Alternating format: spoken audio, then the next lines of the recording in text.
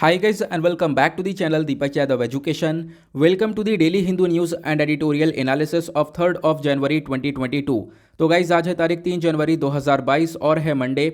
देखेंगे आज के द हिंदू न्यूज़पेपर के इंपॉर्टेंट आर्टिकल्स को।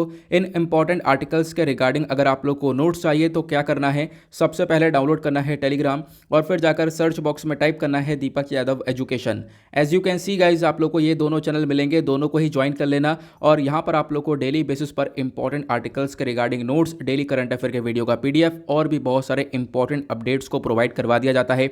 नाउ बढ़ते हैं आगे बढ़ने से पहले हमेशा की तरह हम लोग अपने लेक्चर को एक मैप के क्वेश्चन के साथ स्टार्ट करेंगे। तो आज आप सभी लोगों को मैप में जाकर देखना है सोंगमो लेक को कहाँ पर है ये एग्जैक्टली लोकेटेड, अच्छे से मैप में देखना।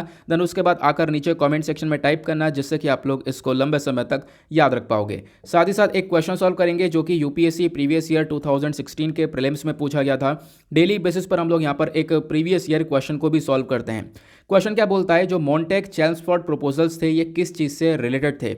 Option A social reforms, option B educational reforms, option C reform in police administration या फिर ऑप्शन डी कॉन्स्टिट्यूशनल रिफॉर्म्स। देखो इसका आंसर बहुत सारे लोगों को मालूम होगा, तो जिनको मालूम है वो डायरेक्टली आकर नीचे कमेंट सेक्शन में टाइप करो, जिनको नहीं मालूम हो जाकर सर्च करो, आपको और भी बहुत सारी इन्फॉर्मेशन जानने को मिलने वाली है। बाय द वे इसका जो करेक्ट आंसर मैंने आप लोग को नीचे प्रोवाइड करवा दिया है, प्लस टेलीग्राम पर ही प्रोवाइड करवा दिया है, वहाँ से भी जाकर इसको चेकआउट कर सकते हो। और साथ ही साथ जैसा मैं डेली बेसिस पर आप लोगों से बोलता हूँ कि सभी लोग यहाँ पर कोशिश क्या करो इसके अंदर पार्टिसिपेट करने की। तो चलो शुरुआत करते हैं। यह है आज का सबसे पहला आर्टिकल और एक इंपॉर्टेंट आर्टिकल है, खासकर हमारे एग्जाम के पॉइंट ऑफ व्यू से, जीएस पेपर 2 पॉलिटी से इसको आप लोग रिलेट कर सकते हो। थोड़ा इसका मैं बैकग्राउंड बताता हूँ ताकि आप लोग चीज़ों को अच्छे से कनेक्ट कर पाओ। रिसेंटली सुप्रीम कोर्ट ने हमारी सरकार से ये बोला कि जो आप लोगों ने ईडब्ल्यूएस के अंदर 10% कोटा दे रखा है, इकोनॉमिकली वीकर सेक्शन को 10% का कोटा दिया गया है, ये आप लोगों को मालूम होगा। ठीक है, तो ये जो कोटा दिया गया है ये 8 लाख इनकम वाले लोगों को दिया गया। तो सुप्रीम कोर्ट ने क्वेश्चन में यही पूछा कि आपने जो 8 लाख रुपए इनकम डिसाइड करी है वो किस बेसिस पर डिसाइड करी है, और 8 लाख रुपए इनकम डिसाइड करी भी है तो कहीं ना कहीं ये ओबीसी के अंदर जो क्रीमी लेयर आते हैं, जिनको यहाँ पर कोई भी रिजर्वेशन नहीं मिलता है, उन क्रीमी लेयर से कहीं ना कहीं क्लैश होता है। तो फिर इसका क्या फ़ायदा होगा?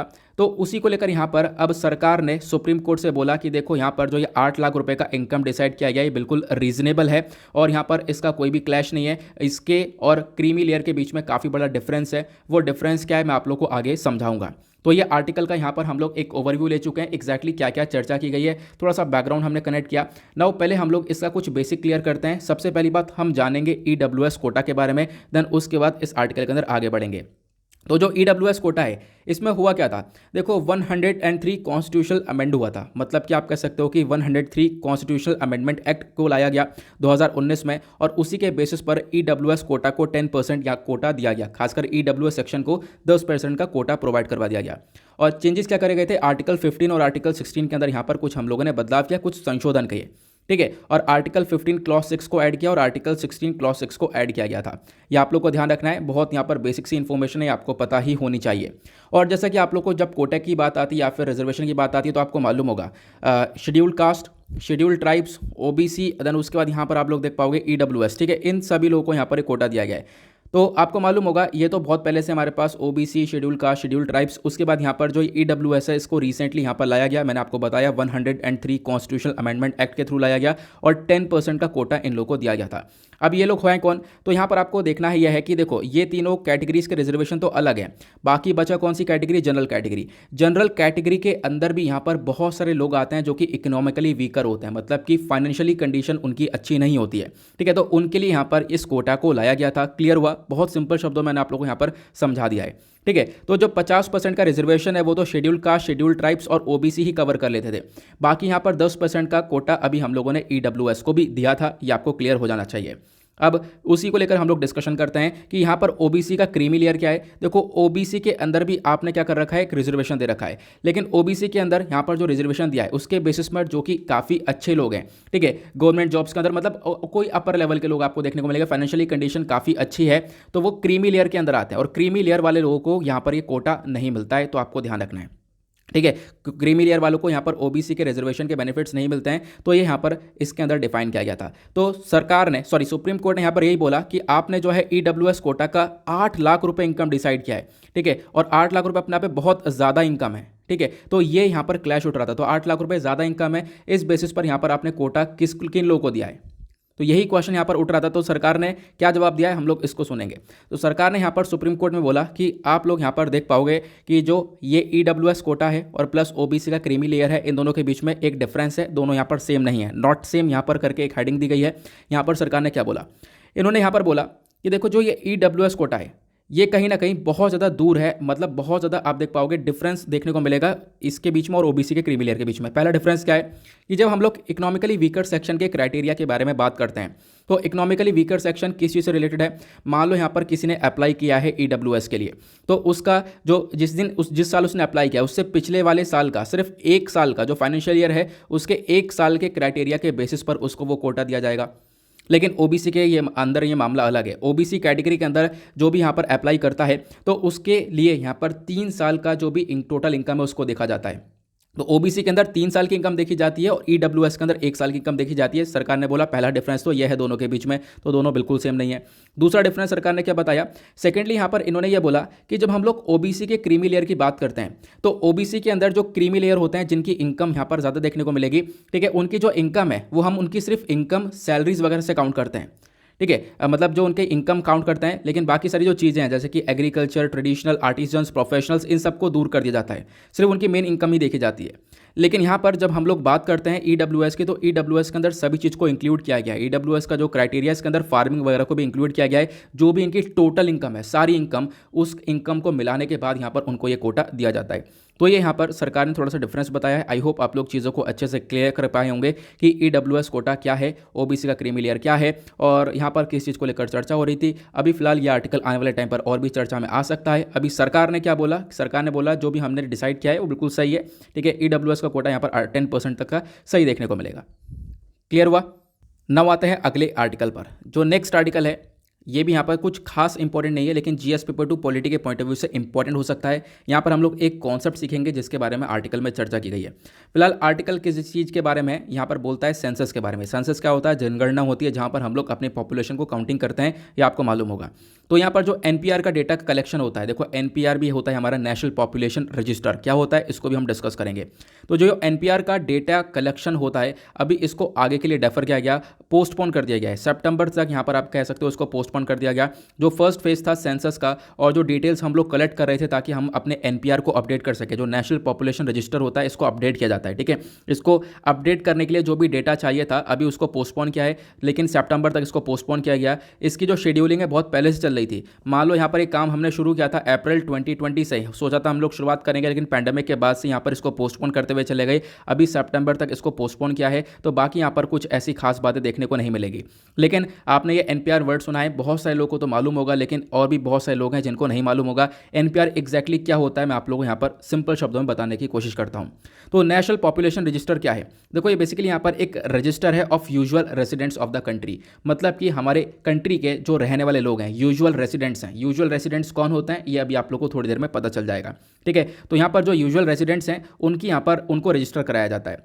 अगर हम लोग बात करें इस पूरे एनपीआर को कौन प्रिपेयर करता है, इस एनपीआर को तैयार करती है लोकल विलेज, सब टाउन, सब district, district, state, national level. तो ये सारे लोग यहाँ पर इसको एक तरीके से प्रिपेयर करते हैं। एक एक्ट के अंदर प्रिपेयर किया जाता है, उस एक्ट का नाम है सिटीजनशिप एक्ट 1955 और साथ ही साथ citizenship, registration of citizen, issue of national identity cards rules 2003, ठीक है, 2003 के जो रूल्स हैं। तो इनके बेसिस पर यहाँ पर क्या होता है, इस पूरे एनपीआर को प्रिपेयर किया जाता है। तो इसके बारे में आप ध्यान रख सकते हो, ठीक है। और ये बहुत ज़्यादा ज़रूरी है कि हर एक जो यूजुअल रेसिडेंट है भारत का वो इस एनपीआर के अंदर रजिस्टर हो। ये मैंडेटरी है, ये कंपलसरी है कि हर एक यूजुअल रेसिडेंट को एनपीआर के अंदर रजिस्टर करवाना पड़ेगा। और यहाँ पर एनपीआर यूजुअल रेजिडेंट कौन है मैं आप लोगों को बताता हूँ। देखो जो यूजुअल रेजिडेंट है उसको डिफाइन किया गया है for the purpose of NPR, national population register के लिए यहाँ पर इसको डिफाइन किया गया है कि मान लो एक व्यक्ति है जो कि किसी एक लोकल एरिया में रह रहा है, पिछले 6 महीने से उस लोकल एरिया के अंदर रह रहा है, वो एक यूजुअल रेजिडेंट कहलाएगा। या फिर यहाँ पर एक व्यक्ति है जो कि यहाँ पर एक पर्टिकुलर एरिया में रह रहा है और आने वाले 6 महीने तक रहेगा, उससे ज़्यादा रहेगा, तो यहाँ पर वो एक यूजुअल रेजिडेंट कहलाएगा, ठीक है। तो ये यहाँ पर 6 महीने से ज़्यादा भी हो सकता है, तो आपको ये भी ध्यान रखना है। 6 महीने से कम नहीं हो सकता, 6 महीना या फिर 6 महीने से ज़्यादा हो सकता है, दोनों ही केसेस के अंदर। तो यहाँ पर वो एक व्यक्ति यूजुअल रेसिडेंट कहलाएगा। तो उसका एनपीआर के अंदर रजिस्टर होना बहुत ज़्यादा मैंडेटरी है, बहुत ज़्यादा कंपलसरी है, वो यहाँ पर बताया गया। इसका ऑब्जेक्टिव क्या है? देखो ऑब्जेक्टिव ये है कि हम लोग एक कॉम्प्रहेंसिव आइडेंटिटी डेटाबेस को क्रिएट करें कि भारत के अंदर जितने भी यूजुअल रेसिडेंट है वो कौन कौन है, उनकी हमारे पास पूरा का पूरा डेटा तैयार हो। और एनपीआर को सबसे पहली बार कलेक्ट किया गया था 2010 में, मतलब 2010 में। देन उसके बाद इसको अपडेट किया गया था 2015 में। अभी फिर से अपडेट करने के बारे में चर्चा की गई है, लेकिन अब इसको पोस्टपोन कर दिया गया। कब तक? सितंबर तक। तो यहाँ पर इसको पोस्टपोन किया गया, ये यहाँ पर बता जा रहा है। ये क्लियर हुआ। तो यहाँ पर इसको पोस्टपोन किया गया था पेंडेमिक की वजह से, एक वही कोरोना वायरस की वजह से यहाँ पर। तो इसके बारे में यहाँ पर आर्टिकल के अंदर मेंशन किया गया। आगे बढ़ते हैं अगले आर्टिकल की तरफ। यहाँ पर आता है अगला एक और इंपॉर्टेंट आर्टिकल। तो यहाँ पर क्या हुआ है, दो जो है नई प्लांट की प्रजातियाँ हैं जिसको डिस्कवर किया गया केरला के अंदर। हाँ, और वीडियो थोड़ा सा आज का लेट हो चुका है, पता नहीं है माइक की कनेक्टिविटी नहीं हो पा रही थी। वो तो अच्छा हुआ कि एक दूसरा माइक रखा हुआ था, ठीक है। तो उसी माइक की वजह दूसरे माइक को मैंने कनेक्ट करके यहाँ पर ये काम किया है। पहले तो मैं काफ़ी परेशान था कि कनेक्ट हो क्यों नहीं रहा है। अब जब ढूंढा तो दूसरा माइक मिला भी, तो काफ़ी अच्छी बात है यार, टाइम पे मिल गया। वैसे तो टाइम पर सामान मिलता नहीं है मेरा, लेकिन मिल गया तो आज वीडियो मतलब रिकॉर्ड कर पा रहा हूँ। और इसी वजह से थोड़ा सा देरी भी हो गई है यार। मैं कोशिश करता हूँ सुबह सुबह जल्दी वीडियो लाने की, ठीक है। कोशिश करता हूँ कि 7:20 तक यहाँ पर अपलोड हो जाए, ठीक है। 7:30 और 7 के बीच में अपलोड हो जाए, लेकिन मतलब कुछ ना कुछ होके देरी हो ही जाती है।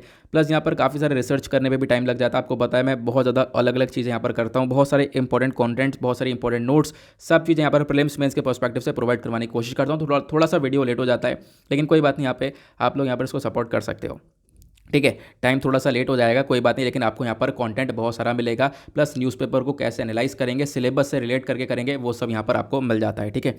तो यहाँ पर जो आर्टिकल है वो चर्चा करता है कि अभी दो नए प्लांट की जो प्रजातियां हैं वो डिस्कवर करी गई हैं केरला के अंदर। और ये आर्टिकल जीएस पेपर 3 एनवायरमेंट के पॉइंट ऑफ व्यू से इंपॉर्टेंट हो सकता है। तो पहली बात तो आपको क्या रखना है ध्यान, वो ये रखना है कि यहाँ पर दो प्लांट की प्रजातियों के नाम क्या हैं। देखो यहाँ पर ये दोनों नाम आपको नजर आएंगे। एक का नाम है फिम्ब्रिस स्टाइलिस सुनिली और दूसरे का नाम है नियोनेटिस प्रभुई, ठीक है। ये नाम आपको देखने को मिलेगा। यहाँ पर बहुत सारे लोग थे, रिसर्चर्स थे, जिन्होंने यहाँ पर इसके बारे में मेंशन किया। और उसके बाद यहाँ पर बोला गया ये IUCN कैटेगरी के अंदर डेटा डेफिशिएंट के अंदर है। इसके बारे में हमारे पास प्रॉपर डेटा अभी अवेलेबल नहीं है, ठीक है। IUCN की जो रेड लिस्ट होती है आप लोगों को मालूम होगा, ठीक है। यहाँ पर हम लोग एनिमल्स को भी देखते हैं कि कौन कौन से वल्नरेबल कैटेगरी के अंदर है, या फिर क्रिटिकली एंडेंजर्ड कैटेगरी के अंदर है, एंडेंजर्ड कैटेगरी के अंदर है। ये सारी कैटेगरीज होती हैं, आपको मालूम होगा, काफ़ी बार हम लोग डिस्कस करते रहते हैं। तो यहाँ पर IUCN का जो रेड लिस्ट है उसके अंदर डेटा डेफिशिएंट का भी एक कैटेगरी आता है। तो डेटा डेफिशिएंट के अंदर आता है, इनके बारे में कोई हमारे पास डेटा प्रॉपरली देखने को मिलेगा नहीं, डेटा की काफ़ी कमी है इन दोनों प्लांट्स के रिगार्डिंग। तो यहाँ पर ये दोनों आप देख पाओगे इस प्रकार से प्लांट्स नजर आते हैं। ये वाला यहाँ पर हो जाएगा फिम्ब्रिस स्टाइलिस सुनेली और दूसरा नियोनेटिस प्रभुई। तो नाम इसके बारे में ध्यान रखना।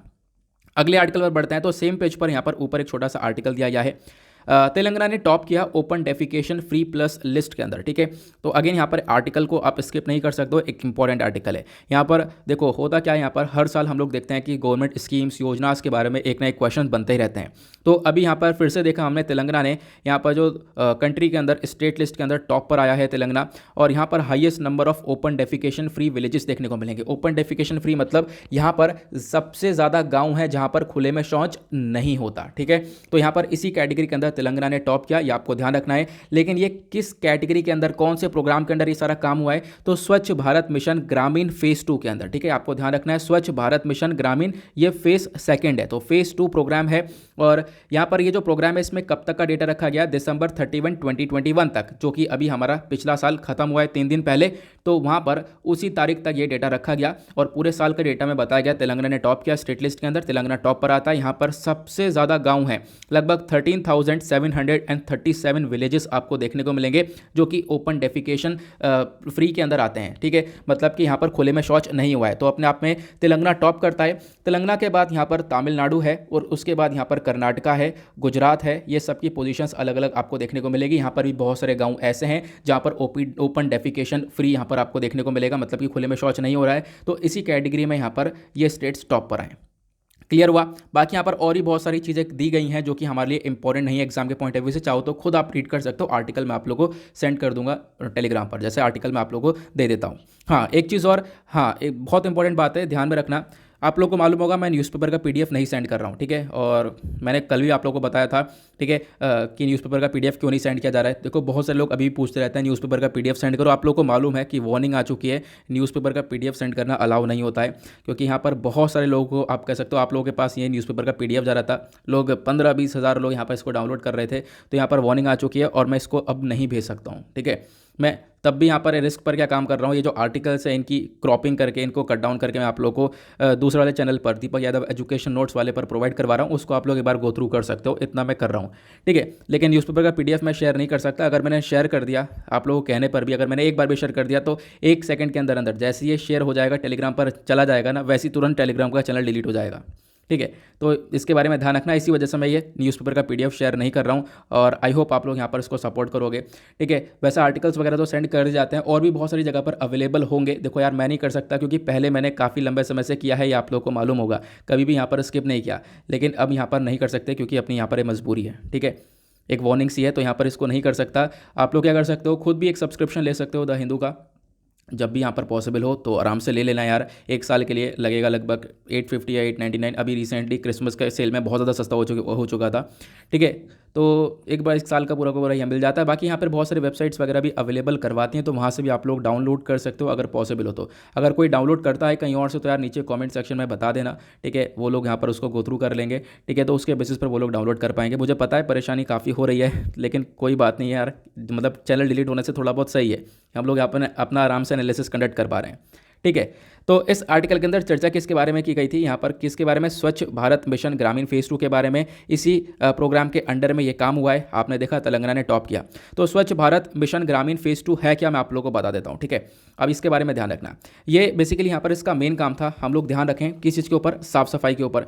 जो सॉलिड, लिक्विड और प्लास्टिक होता है, ठीक है, ये जो बर्बादी होती है, वेस्ट होता है, कूड़ा होता है, इसको किस प्रकार से मैनेज किया जाएगा रूरल इंडिया के अंदर, वो यहाँ पर स्वच्छ भारत मिशन ग्रामीण के अंदर मेंशन किया गया था। और यहाँ पर जो स्वच्छ भारत मिशन ग्रामीण है, इसका जो फेज 2 है, इसको इंप्लीमेंट करने के बारे में बात की गई थी कि 2020-21 से लेकर 2024-25 तक हम लोग यहाँ पर इसको आगे इंप्लीमेंट करने वाले हैं। और पैसा कितना अनाउंस किया गया था, लगभग 1,40,881 करोड़ रुपीस तक का यहाँ पर अनाउंस किया गया था। और जो ये पैसा है ये किस प्रकार से दिया जाएगा, फंडिंग पैटर्न क्या होगा, तो यहाँ पर जो सेंटर और स्टेट है दोनों मिलकर पैसा देंगे। ठीक है, मतलब केंद्र सरकार और राज्य सरकार दोनों मिलकर यहाँ पर फंडिंग करेंगे।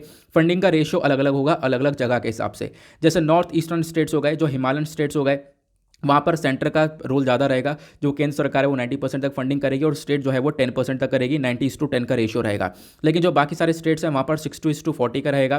ठीक है, और भी जो यूनियन टेरिटरीज है, यूनियन टेरिटरीज के अंदर यहाँ पर आप कह सकते हो 100% का यहाँ पर फंडिंग पैटर्न ये रहता है। तो आपको इसके बारे में ध्यान रखना है। तो ये क्लियर हुआ इसके बारे में। ये बेसिकली यहाँ पर स्वच्छता को लेकर बातचीत करता है। इसका मेन काम क्या है कि हम लोग पूरी तरह से फोकस करें, प्लास्टिक जो वेस्ट होता है इसको मैनेज किया जाए। ठीक है, जो प्लास्टिक का कूड़ा होता है इसको मैनेज किया जाए। बायोडिग्रेडेबल सॉलिड वेस्ट होता है इसको मैनेज किया जाए। जो गंदा पानी है उसको मैनेज किया जाए। जो मल होता है उसको मैनेज किया जाए। तो ये इसका मेन मकसद था। और मेन मकसद ये भी था कि क्या होगा जब ये चीज़ें मैनेज करेंगे तो इसके अंदर एम्प्लॉयमेंट भी लगेगा।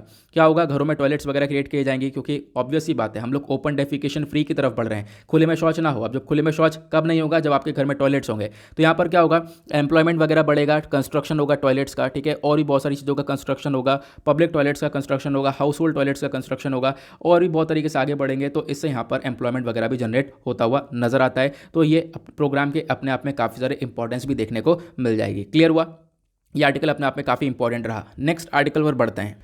नाउ नेक्स्ट एक और इंपॉर्टेंट आर्टिकल चर्चा में है। Draft national air sports policy ने यहाँ पर पुश किया है हमारे सेफ्टी स्टैंडर्ड्स के लिए। मतलब क्या है, हम लोग थोड़ा सा आसान शब्दों में समझने वाले हैं।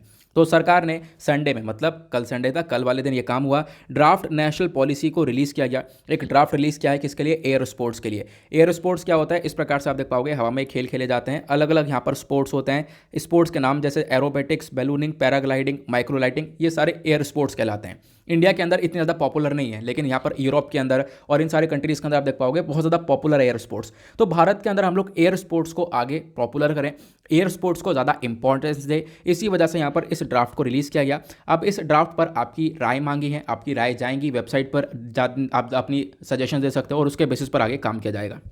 ठीक है, और इस ड्राफ्ट में क्या क्या बोला गया, इस ड्राफ्ट में बोला गया कि जो भी कंपनीज यहाँ पर ये एयर स्पोर्ट्स की सर्विसेज देंगी, ठीक है, जो भी कंपनी, जो भी एंटिटीज़ यहाँ पर इन सर्विसेज को प्रोवाइड करवाएंगी, या फिर यहाँ पर आप कह सकते हो जो भी इक्विपमेंट्स का इस्तेमाल किया जाएगा, जैसे कि यहाँ पर इक्विपमेंट्स ये हो गया पैराग्लाइडिंग के अंदर, और भी बहुत अलग अलग चीज़ें इक्विपमेंट्स का इस्तेमाल होता है अलग अलग स्पोर्ट्स के अंदर। उन सब इक्विपमेंट्स को या फिर उन सारी प्रोवाइडिंग ये जो कंपनीज जो कि यहाँ पर इन सर्विसेज को प्रोवाइड करवा रही हैं, उन सभी को रजिस्टर करना होगा, उन सबको रजिस्टर किया जाएगा। ठीक है, ताकि यहाँ पर कोई गड़बड़ी हो तो उसको यहाँ पर उसके ऊपर पेनल्टी वगैरह लगाई जा सके। ठीक है, तो इसी वजह से यहाँ पे बोला गया कि इन सबको रजिस्टर किया जाएगा और हम लोग एयर स्पोर्ट्स को एक दर्जा देंगे।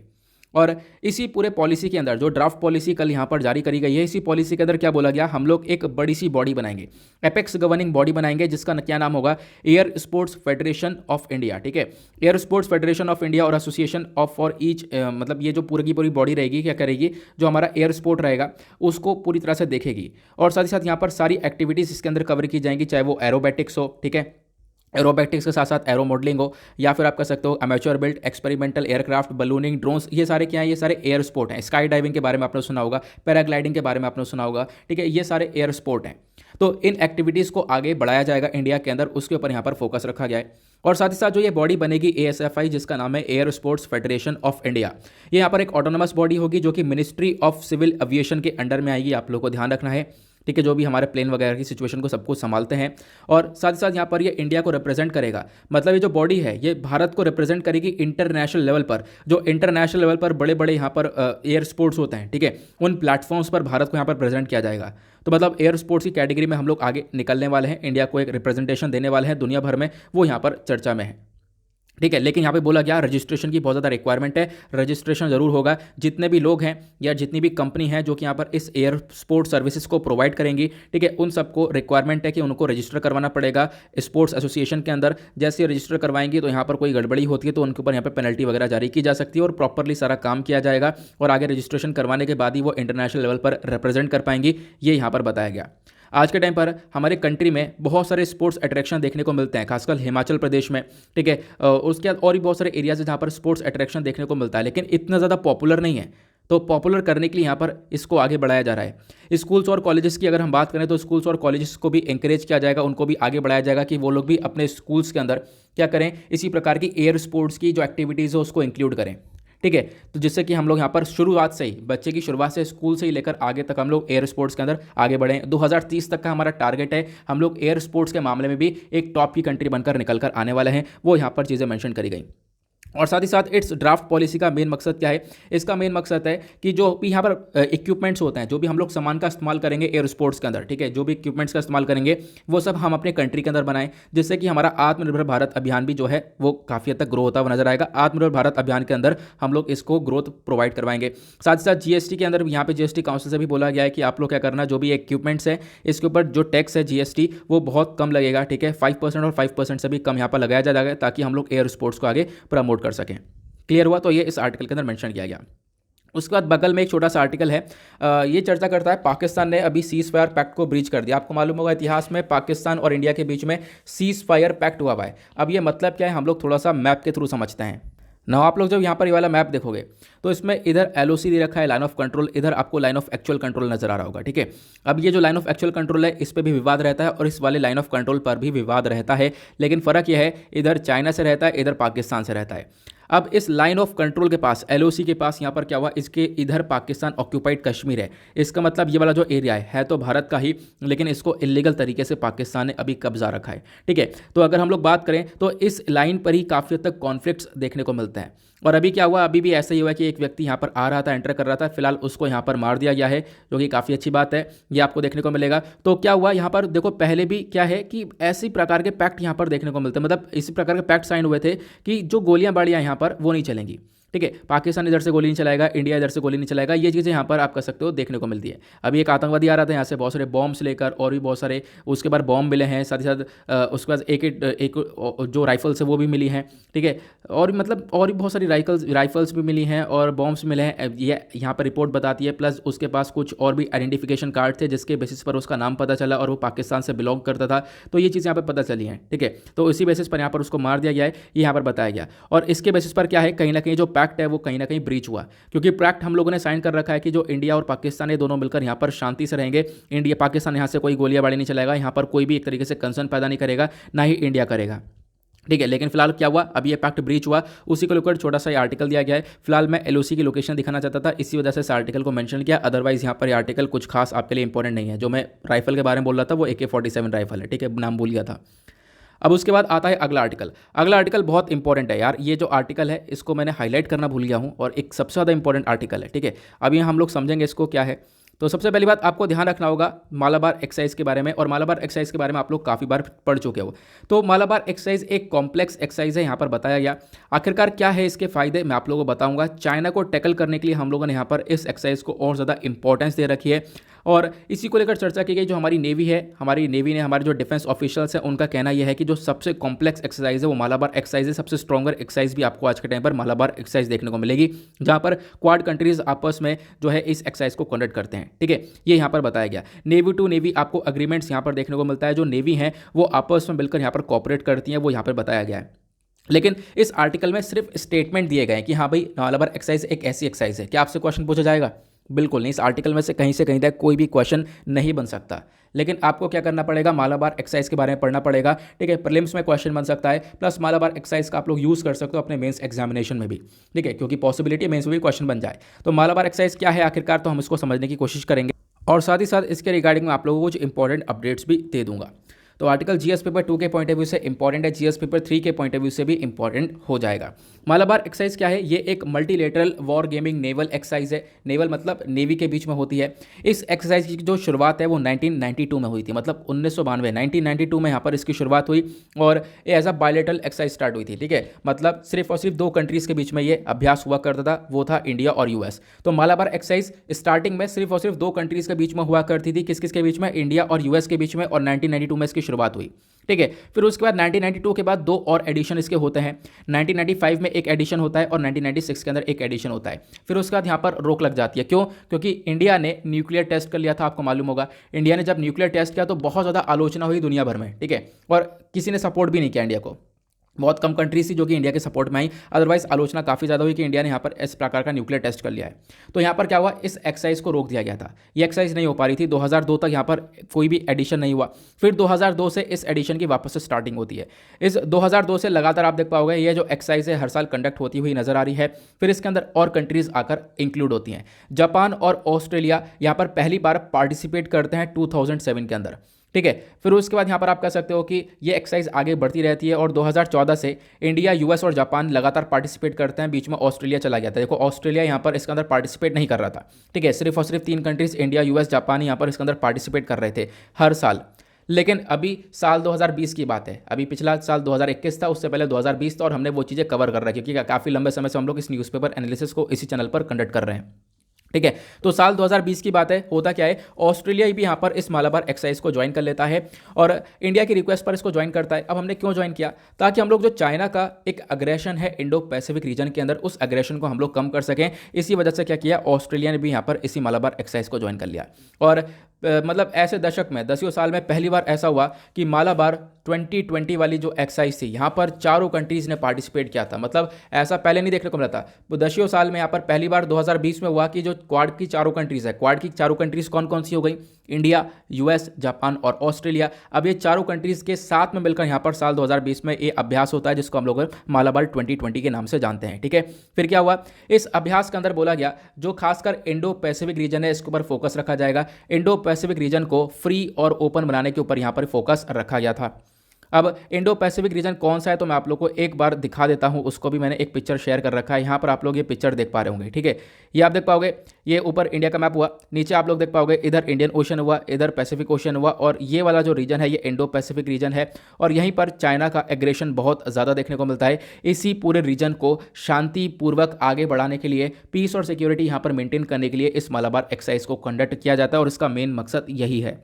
और जो मालाबार 2021 था इसके बारे में बात करूं तो यहाँ पर ये पहला जॉइंट मैरीटाइम एक्सरसाइज था। यहाँ पर अगेन क्वाड कंट्रीज़ के बीच में ये पूरी तरह से एक्सरसाइज हुई, और इस पूरे 2021 वाले मालाबार एक्सरसाइज को होस्ट किया था यूएस ने।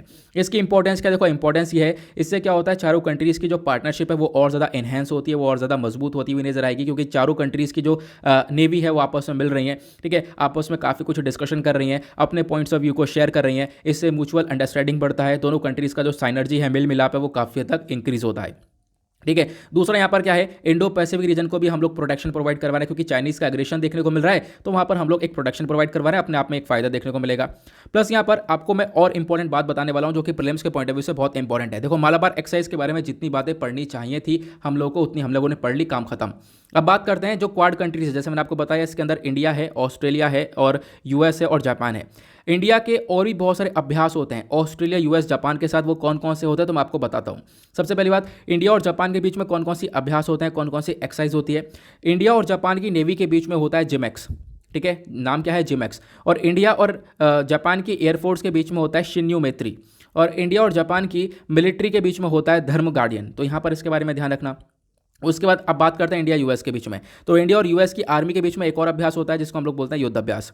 इन दोनों की मिलिट्री के बीच में वज्र प्रहार होता है। उसके बाद और भी बहुत सारे स्पीडिंग कोबरा, संगम, रेड फ्लैग, कोप इंडिया, इस प्रकार की और भी अभ्यास देखने को मिलते हैं इंडिया और यूएस के बीच में।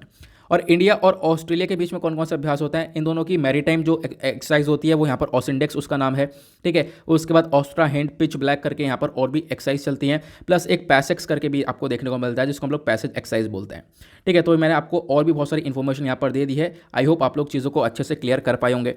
उसके बाद एक अगला आर्टिकल, देखो आर्टिकल को आपको इसी प्रकार से कवर करना है, आप अपने सिलेबस से कैसे रिलेट कर सकते हो उसको देखना है। आर्टिकल में क्या लिखा है हमारे लिए इंपॉर्टेंट नहीं है इतना, ठीक है। मतलब हाँ जैसे एडिटोरियल हो गया, ये काफ़ी इंपॉर्टेंट है, इसमें पॉइंट ऑफ व्यूज़ को हम लोग देखना पड़ता है। आपको ये देखना है आर्टिकल में जहाँ पर इन्फॉर्मेशन अवेलेबल है उसको देखना है, अदरवाइज यहाँ पर आर्टिकल कैसे इंपॉर्टेंट हो सकता है उसको आप रिलेट करने की कोशिश किया करो।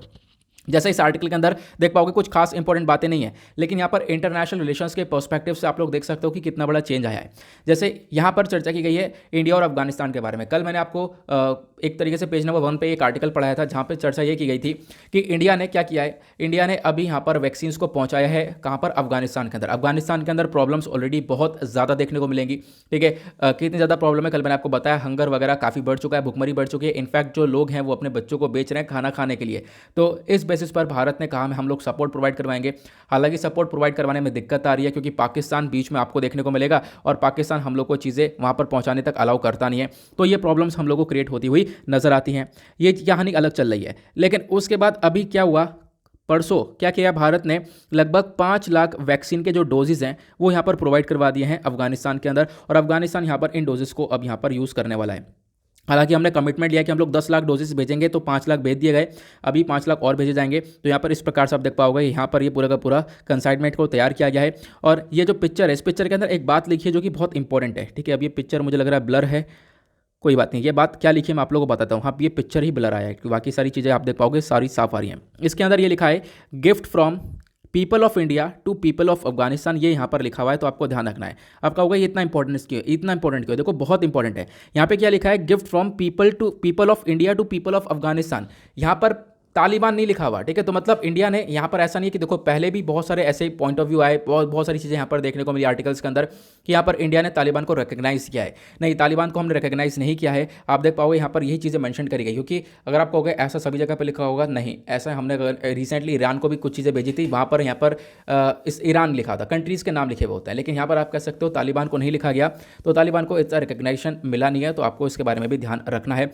अब इन सब चीज़ों को देखते हुए जो तालिबान है वो क्या बोलता है, तालिबान यहाँ पर बोलता है कि हम लोग क्या करेंगे, सिक्योरिटी को प्रोवाइड करवाएंगे सभी एम्बेसीज़ को, ठीक है। सभी एम्बेसीज यहाँ पर फंक्शन कर पाएंगे, क्योंकि आपको मालूम होगा कि जैसे तालिबान का कंट्रोल हुआ पूरी तरह से, काबुल पर तालिबान ने कब्जा किया अफगानिस्तान के ऊपर, तो क्या हुआ, कंट्रीज़ ने खाली की, जो भी कंट्रीज़ की एम्बेसीज थी वो सब छोड़ के भाग गई। वो सब उन्होंने यहाँ पे खाली कर दिया कि हम लोग एम्बेसीज रखेंगे नहीं। तो यहाँ पर ये कह रहे हैं कि अब हम लोग सिक्योरिटी प्रोवाइड करवाएंगे सभी एम्बेसीज को, उनके डिप्लोमेट्स को, तो यहाँ पर ताकि हम लोग क्या कर सकें, सारी एम्बेसीज को वापस से बुला सकें और यहाँ पर कंट्री के अंदर प्रॉपर्ली आगे फंक्शनिंग की जा सके। तो वो यहाँ पर एग्जैक्टली चर्चा में देखने को मिलेगा। आई होप आप लोग को सारी चीज़ें क्लियर हो चुकी हैं जो भी मैंने आप लोग को बताया इंडिया पाकिस्तान के बारे में। और उसके बाद पाकिस्तान का क्या यहाँ पर रोल देखने को मिलेगा वो मैंने आपको बताया। इंडिया अफगानिस्तान के बारे में क्या रोल देखने को मिलेगा वो भी मैंने आप लोग को सारी चीज़ें समझा दी हैं।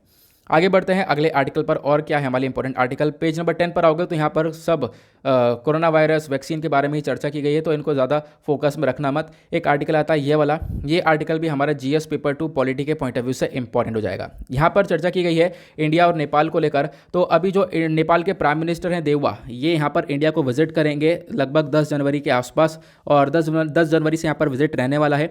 तो काफ़ी सारे इंपॉर्टेंट पॉइंट्स के ऊपर डिस्कशन होगा भारत और नेपाल के बीच में।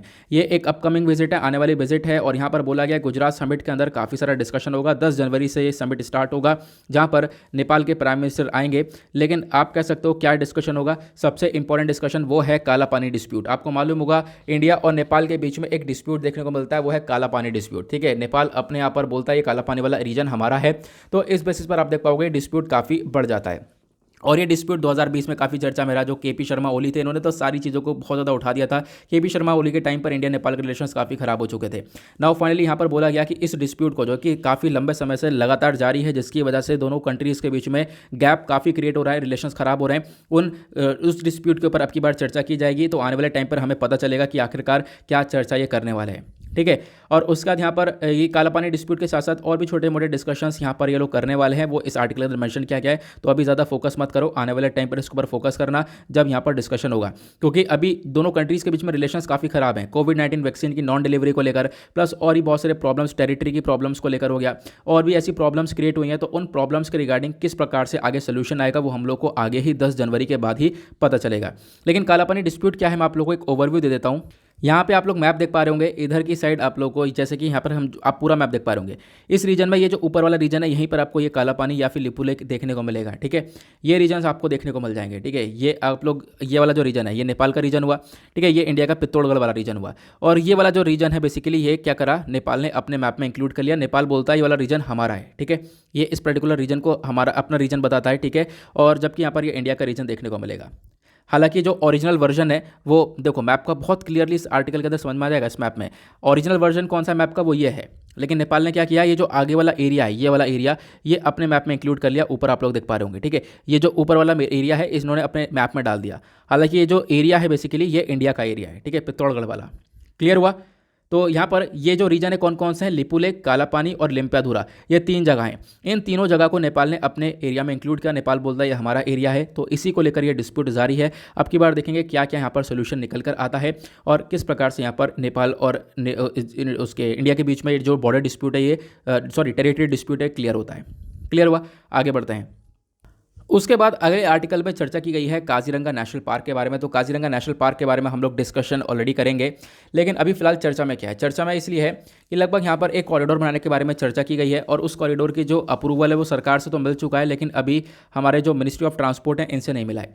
ठीक है, तो असम की सरकार का कहना यह है कि अभी ये लोग इंतजार कर रहे हैं हमारे सेंटर के क्लियरेंस का, कि यहाँ पर एक क्लियरेंस मिले और इसके बेसिस पर एक लंबी चौड़ी रोड बनाई जाएगी। ठीक है, और जिससे यहाँ पर जो परेशानियाँ होती हैं वो परेशान ना हो पाएँ। ठीक है, खासकर एनिमल्स पास हो पाएँ। 35 किलोमीटर का जो स्ट्रेच है वो यहाँ पर रन करने वाला है, लगभग 9 कॉरिडोर्स के ऊपर से। और आप कह सकते हो ये जो कॉरिडोर से बेसिकली यहाँ पर वो इस्तेमाल होता है एनिमल्स के थ्रू। तो इसी वजह से यहाँ पर हम लोग एक अलग से रोड बनाना चाह रहे हैं यहाँ पर। तो उसी को लेकर इस आर्टिकल में मेंशन किया गया है।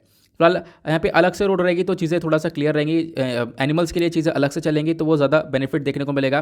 तो जो असम के चीफ मिनिस्टर हैं हेमंत बिस्वा शर्मा जी, इनका यहाँ पर बयान आया सैटरडे में। यहाँ पर ये बोलते हैं हमारी सेंटर से, हमारी केंद्र सरकार से, कि देखो क्लियरेंस मिल चुका है, सरकार से क्लियरेंस मिल चुका है, लेकिन एक क्लियरेंस रह चुका है। किसकी वजह से वो रह चुका है, अभी ministry of road and transport highway ने अभी इसको रोक रखा है। वो भी यहाँ पर थोड़ा सर्चिंग कर रहे हैं। फिर उसके बाद यहाँ पर यह भी क्लियरेंस मिलेगा, ये भी क्लियरेंस मिलेगा तो फिर ये जो रोड है बेसिकली यहाँ पर इसको बनाया जाएगा, इसको आगे क्लियर किया जाएगा, ताकि हम लोग थोड़ा सा ये जो कॉन्फ्लिक्ट्स है इसको कम कर सकें। एनिमल्स का रोड अलग और उसके बाद यहाँ पर ह्यूमंस की चीज़ें अलग कर सकें। ये आप लोग देख पाओगे, वो एग्जैक्टली आर्टिकल के अंदर यहाँ पर मैंशन किया गया। देन उसके बाद आर्टिकल में और कुछ ज़्यादा इंपॉर्टेंट बातें नहीं है। और आर्टिकल में यहाँ पर इसमें से भी आप लोग खुद आर्टिकल रीड कर लो, एक लाइन से इस लाइन तक, यहाँ पर कोई भी ऐसी इंपॉर्टेंट बात देखने को मिलेगी नहीं।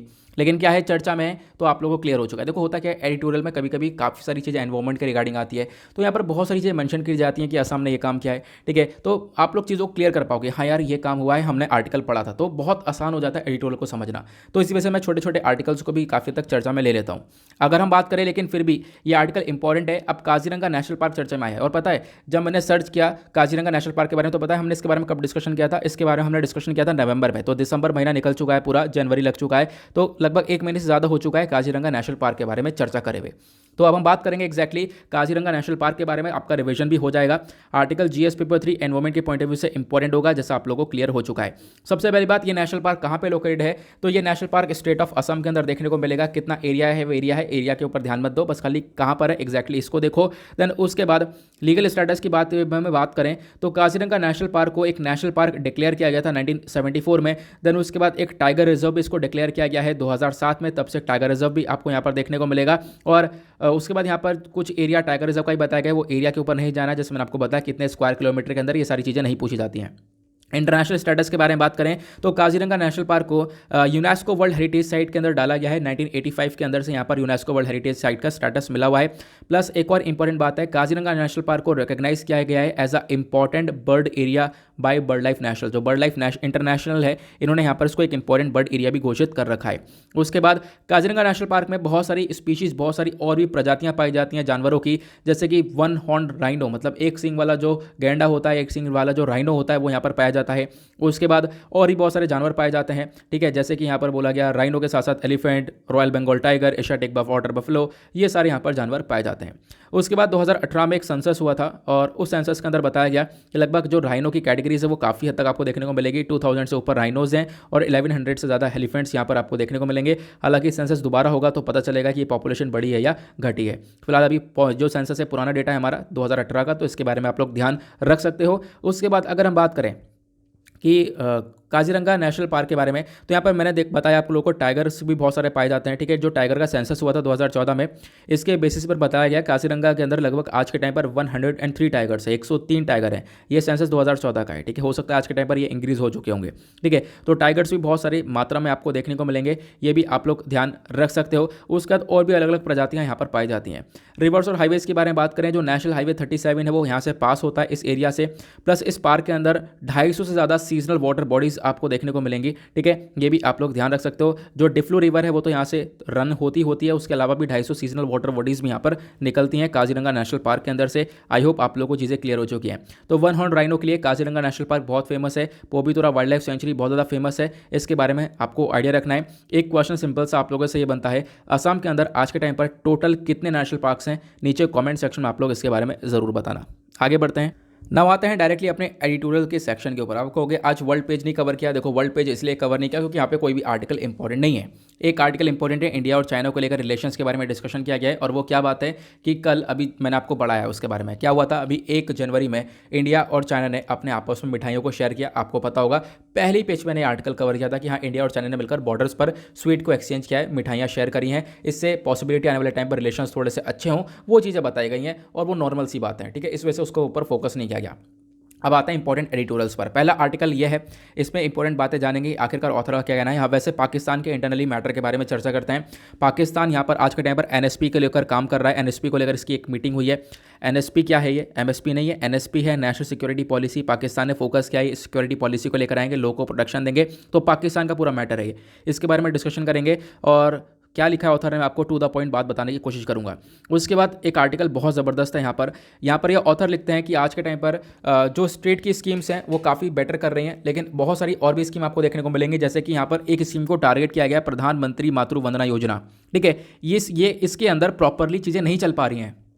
जो हमारी मैटरनिटी होती हैं, जो हमारी माएँ हैं, ठीक है, उनको प्रॉपरली यहाँ पर बेनिफिट्स नहीं मिल पा रहे हैं। वो क्या है उसको हम लोग डिस्कस करेंगे और किस प्रकार से इसके अंदर सुधार किया जा सकता है, वो सोल्यूशन भी यहाँ पर ऑथर ने दिए हैं। उसके बाद जो आखिरी एडिटोरियल है वो यहाँ पर बात करता है from selected to universal engagement. तो भारत आज के टाइम पर किस प्रकार से आगे बढ़ा है उसके बारे में यहाँ पर ये डिस्कशन किया गया कि हम लोगों ने 2021 में हमारी फॉरेन पॉलिसी कैसी रही है, हमारे एक्सटर्नल अफेयर मिनिस्टर सब जगह दिखाई पड़े हैं और अभी भी दिखाई पड़े हैं, उसको लेकर चर्चा की गई। प्लस यहाँ पर मैं आप लोगों को बताऊंगा कि आज के टाइम पर चैलेंजेस क्या क्या हैं, चाइना के साथ क्या क्या चैलेंजेस है, वो सब यहाँ पर इन्होंने डिस्कस किया है। तो इसको हम लोग जानेंगे, जो ये हमारे इंपॉर्टेंट एडिटोरियल्स हैं।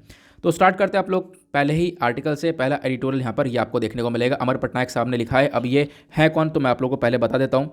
तो इनके बारे में नीचे इन्फॉर्मेशन दी गई होगी। एक मेंबर ऑफ पार्लियामेंट है राज्यसभा के फ्रॉम उड़ीसा, और साथ ही साथ यहाँ पर एक प्रिंसिपल अकाउंटेंट जनरल है under CAG, controller and audit general of India, एक एडवोकेट भी हैं। तो इंपॉर्टेंट है और बहुत सारे आर्टिकल्स लिखते रहते हैं, तो इनके बारे में आप लोग जानना। अब फिलहाल मतलब इतना पता चल गया बहुत है। अब आर्टिकल के बारे में पढ़ेंगे कि हाँ किस ऑथर ने लिखा है, आप लोगों को पता चलना चाहिए। तो यहाँ पे अगर हम बात करें, इन्होंने क्या लिखा कि इंडिया आज के टाइम पर देख पाओगे कि टोटल 5th नंबर पर आता है टोटल चाइल्ड बर्थ के अंदर, ठीक है। अगर हम चाइल्ड बर्थ के बारे में बात करें, बच्चों के जन्म के बारे में बात करें, तो इंडिया आता है 5th नंबर पर, ठीक है, वर्ल्ड के अंदर। और मैटरनल मोर्टिलिटी रेट के बारे में बात करें, मतलब होता क्या है, बच्चे का जन्म हुआ तो मैटरनल मोर्टिलिटी का मतलब है कि माँ की डेथ हो जाना, ठीक है। अब माँ की जो डेथ होती है वो भी बहुत ज़्यादा रेट देखने को मिलेगा। मैटरनल मोर्टिलिटी रेट आज के टाइम पर लगभग 1 लाख लाइव बर्थ के ऊपर 113 है, मतलब कि 1 लाख बर्थ हो रहे हैं तो उस पर यहाँ पर 113 वुमेन की डेथ हो जाती है। उसको हम लोग मैटरनल मोर्टिलिटी रेट बोलते हैं, ठीक है, ये बोला गया। अब इसी मैटरनल मोर्टिलिटी को बारे में यहाँ पर चर्चा की गई है। और होता क्या है, 1 जनवरी 2017 की बात है। 1 जनवरी 2017 में जो हमारी सरकार है वो एक योजना को लेकर आती है जिसका नाम है प्रधानमंत्री मातृ वंदना योजना, ठीक है। जहाँ पे बोला गया कि हम लोग एक कैश इंसेंटिव देंगे, कुछ पैसा प्रोवाइड करवाएंगे, लगभग कितने का 5,000 रुपये प्रोवाइड किया जाएंगे डायरेक्टली बैंक अकाउंट में या फिर पोस्ट ऑफिस अकाउंट में किसी भी प्रेग्नेंट वीमेन के। कोई भी प्रेग्नेंट वीमेन है या फिर लैक्टेटिंग मदर है, लैक्टेटिंग मदर मतलब अपने बच्चे को वो भी इस समय दूध पिला रही हैं, तो यहाँ पर इन वीमेन्स को 5,000 रुपये का कैश इंसेंटिव दिया जाएगा, वो इस स्कीम के अंदर मेंशन किया गया, ठीक है। और ये किसके लिए है, फर्स्ट लिविंग चाइल्ड के लिए, मतलब जो पहला बच्चा है उसके लिए यहाँ पर ये इंसेंटिव दिया जाएगा, वो इसके अंदर स्कीम के अंदर मेंशन है। आपको ध्यान रखना है फर्स्ट बच्चे के लिए, ठीक है, पहले बच्चा जो है उसी के लिए यहाँ पर ये इंसेंटिव्स दिए जाएंगे, इसके ऊपर आपको ध्यान रखना है, ताकि क्या कर सकें हम लोग बच्चे की थोड़ी जो हेल्थ है उसको थोड़ा सा इंप्रूव कर सकें। इस बेसिस पर ये पैसा दिया जा रहा है इस स्कीम के अंदर। उसके बाद क्या हुआ, इसके बाद इन्होंने बोला देखो इसका मेन मकसद यही है हम लोग हेल्थ को इंप्रूव कर सकें, ठीक है, और क्या कर सकें साथ ही साथ जो एक तरीके से प्रेग्नेंट वुमेन की नौकरी गई है, मतलब उन्होंने ऑब्वियसली बात है जब प्रेगनेंसी का स्टेज चला है तो यहाँ पर अपनी थोड़ा सा जो भी सैलरीज वगैरह थी उसको यहाँ पर खत्म किया है, तो उसके बेसिस पर एक कंपनसेशन देने की बातचीत की जाती है कि हाँ भाई यहाँ पर ये जो कुछ पैसा दिया गया एज अ कंपनसेशन है, ठीक है, ऐसी वीमेन के लिए जो कि प्रेग्नेंट वीमेन है, जो कि अनऑर्गेनाइज सेक्टर के अंदर काम करती हैं, ठीक है, उनका जो पैसा उधर से नहीं आ रहा है, तो ऑब्वियसली बात है यहाँ पर इस स्कीम के थ्रू ये पैसा एज अ कंपनसेशन प्रोवाइड किया गया। हाउएवर अगर हम बात करें जो ये जो स्कीम है इसकी जो परफॉर्मेंस है वो मतलब इसके बारे में कोई प्रॉपर चीज़ आपको देखने को मिलेगी, परफॉर्मेंस काफ़ी बेकार सी देखने को मिलेगी, परफॉर्मेंस इतनी ज़्यादा बेहतर देखने को मिलेगी नहीं, ऐसा यहाँ पर ऑथर मेंशन करते हैं। ऑथर कहते हैं कि हम लोग को ज़रूरत है कि हम लोग स्पेशल इंप्रूवमेंट करें इसके अंदर, ठीक है, एक बहुत अच्छा इंप्रूवमेंट हम लोग को चाहिए, क्योंकि हम लोगों ने ये देखा ये जो स्कीम है स्कीम के राय अच्छे हैं लेकिन यहाँ पर स्कीम का इंप्लीमेंट अच्छा नहीं देखने को मिलेगा, ये एग्जैक्टली हम लोगों को पता चलता है।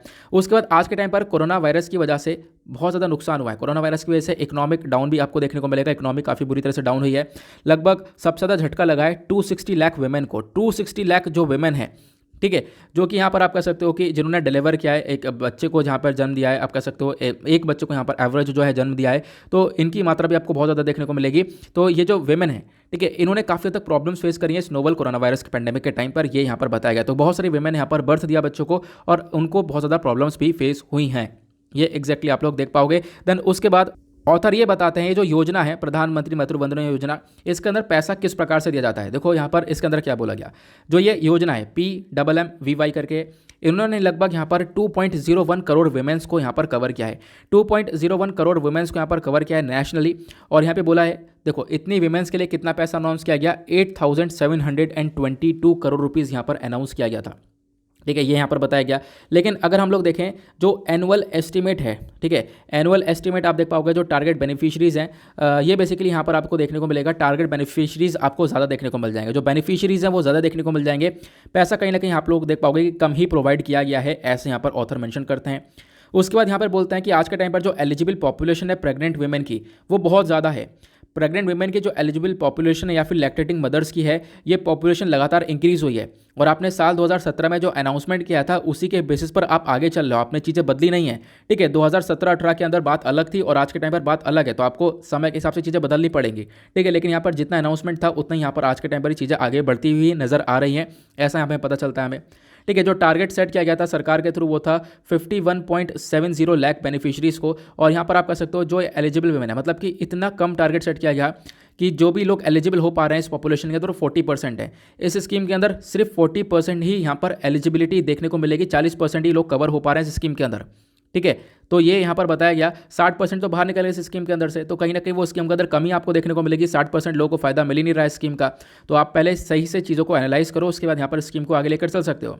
उसके बाद आगे एनरोलमेंट की बात करें और डिसबर्समेंट की बात करें, जो पैसा जा रहा है, ठीक है, पैसा दिया जा रहा है, इन सब का जो डेटा है वो भी एनालाइज किया गया। Ministry of women and child development ने ये डेटा दिया और ये यहाँ पर डेटा बताया गया कि देख पाओगे जो बहुत सारे लोग हैं, लगभग 50% रजिस्टर्ड बेनिफिशरीज हैं जो कि इस स्कीम के अंदर रजिस्टर्ड हैं, तो 50% ऐसे बेनिफिशरीज हैं जिन्हें यहाँ पर अपनी पूरी 3 इंस्टॉलमेंट मिली नहीं है, क्योंकि पैसा इंस्टॉलमेंट में दिया जा रहा है, तो तीनों इंस्टॉलमेंट के अंदर यहाँ पर पैसा मिला नहीं है, ऐसे यहाँ पर देखने को मिलेगा। प्लस यहाँ पर बहुत सारे लोग हैं जिनका एनरोलमेंट ही नहीं हो पाया है इस स्कीम के अंदर, तो ऐसी चीज़ें भी देखने को मिलेंगी। बहुत सारे लोगों ने एनरोलमेंट करा रखा है, रजिस्टर करवा रखा है, उनको प्रॉपरली पैसा नहीं मिला है, तो मतलब स्कीम के अंदर आने के बाद ही, रजिस्ट्रेशन होने के बाद भी पैसा नहीं मिल पा रहा है, तो अपने आप में एक थोड़ी सी कमी आपको ये देखने को मिलेगी इस स्कीम के अंदर।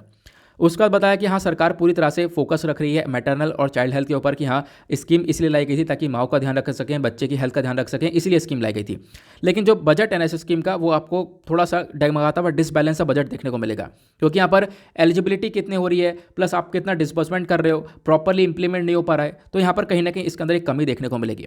जो ओवरऑल बजट है विमेन और चाइल्ड डेवलपमेंट का वो एक तरीके से कम हुआ है। मतलब आप कह सकते हो आने वाले टाइम पर पॉपुलेशन बढ़ी या कम हुई है, पॉपुलेशन स्टेबलाइज हुई है वो बात अलग है, लेकिन आप देख पाओगे चीज़ें जैसे जिस प्रकार से आगे बढ़ी हैं आपको बजट इंक्रीज करना चाहिए, लेकिन आपने क्या करा, बजट यहाँ पर आपका कम हुआ है।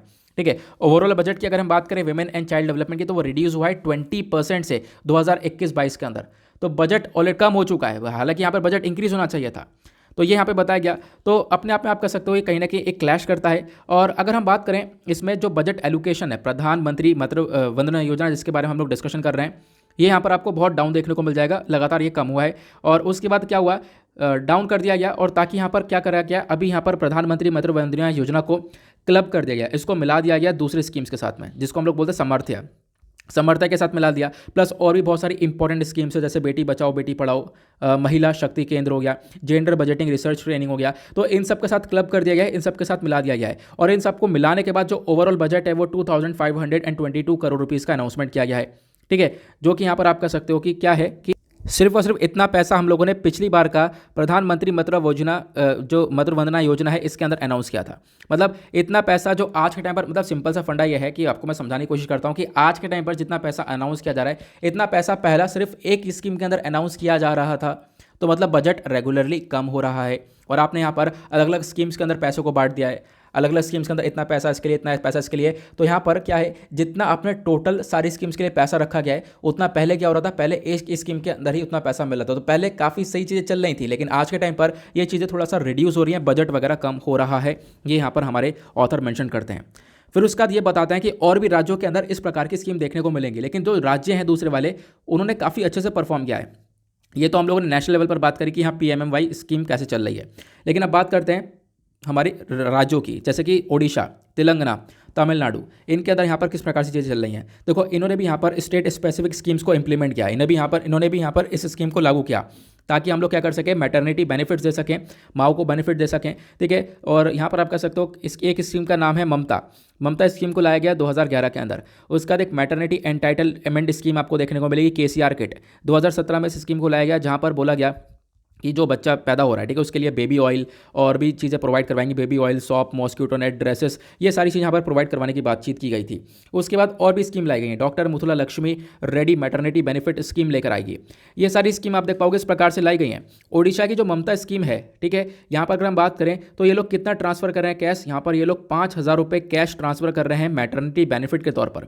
एक माँ को यहाँ पर ये पैसा दिया जा रहा है, और आप कह सकते हो कि ये जो पैसा दिया जा रहा है ये अप टू 2 लाइफ बर्थ दिया जा रहा है। सबसे इंपॉर्टेंट बात, अभी हमने देखा जो प्रधानमंत्री मातृ वंदना योजना है ये पैसा दे रही है 5,000 रुपये कैश यहाँ पर वुमेन को दिया जा रहा है, लेकिन सिर्फ और सिर्फ एक बच्चे के जन्म तक। ठीक है, अगर कोई दूसरा बच्चा जन्म लेता है तो यहाँ पर वो इस स्कीम के अंदर कवर नहीं होगा। लेकिन जो यहाँ पर स्टेट के अंदर ओडिशा के अंदर ममता स्कीम है, यहाँ पर बोला गया अप टू 2 लाइफ बर्थ, यहाँ पर अगर दूसरा बच्चा भी जन्म लेता है तो दूसरे बच्चे पर भी यहाँ पर एक कैश इंसेंटिव मिलेगा। तो यहाँ पर आप कह सकते हो स्टेट की स्कीम ज़्यादा बेटर है as compare to the national scheme, ये यहाँ पर ऑथर इसको कंपेयर करते हैं।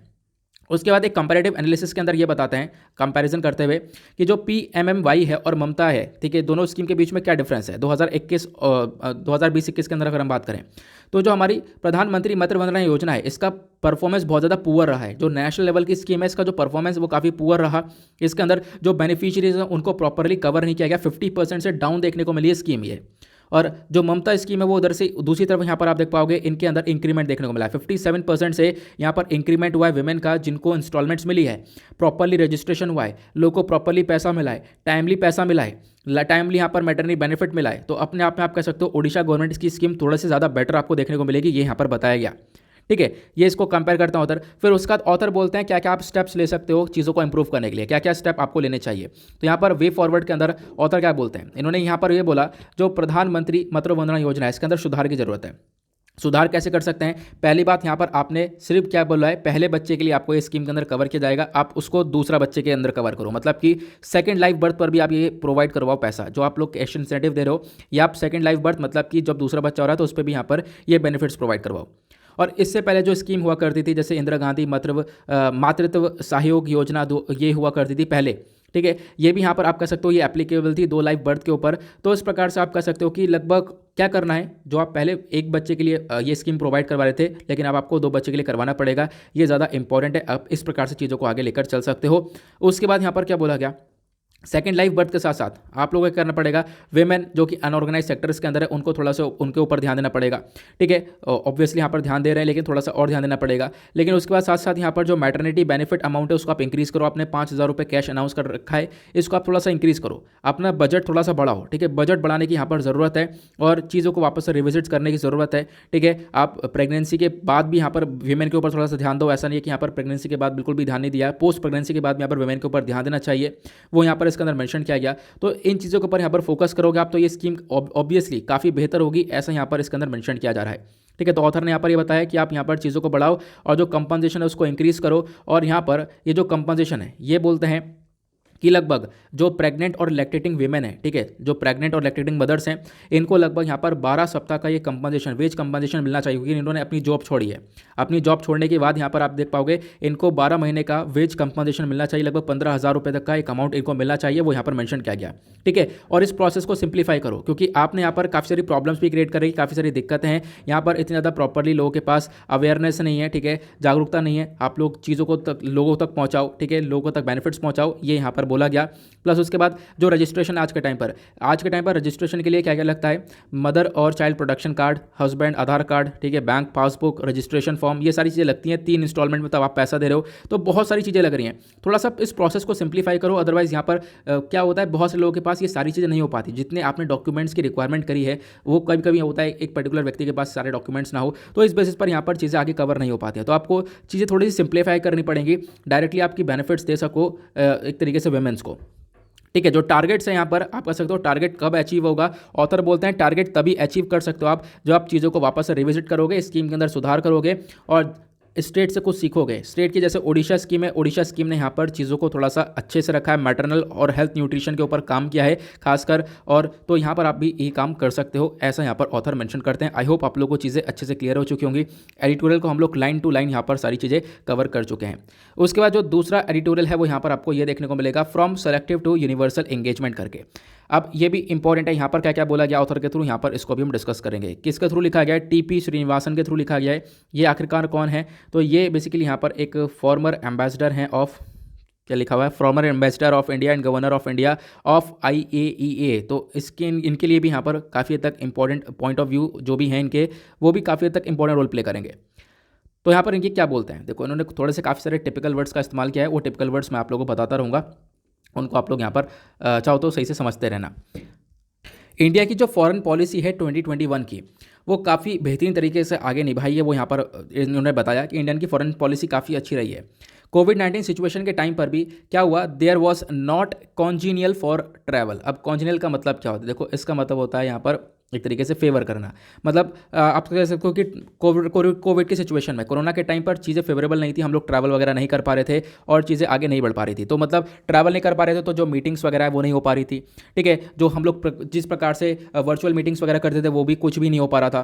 ठीक है, तो ये प्रॉब्लम्स क्रिएट हो रही थी, क्योंकि यहाँ पर डर था कि अगर जाते हैं तो फिर इससे यहाँ पर बीमारियाँ वगैरह बढ़ती हैं।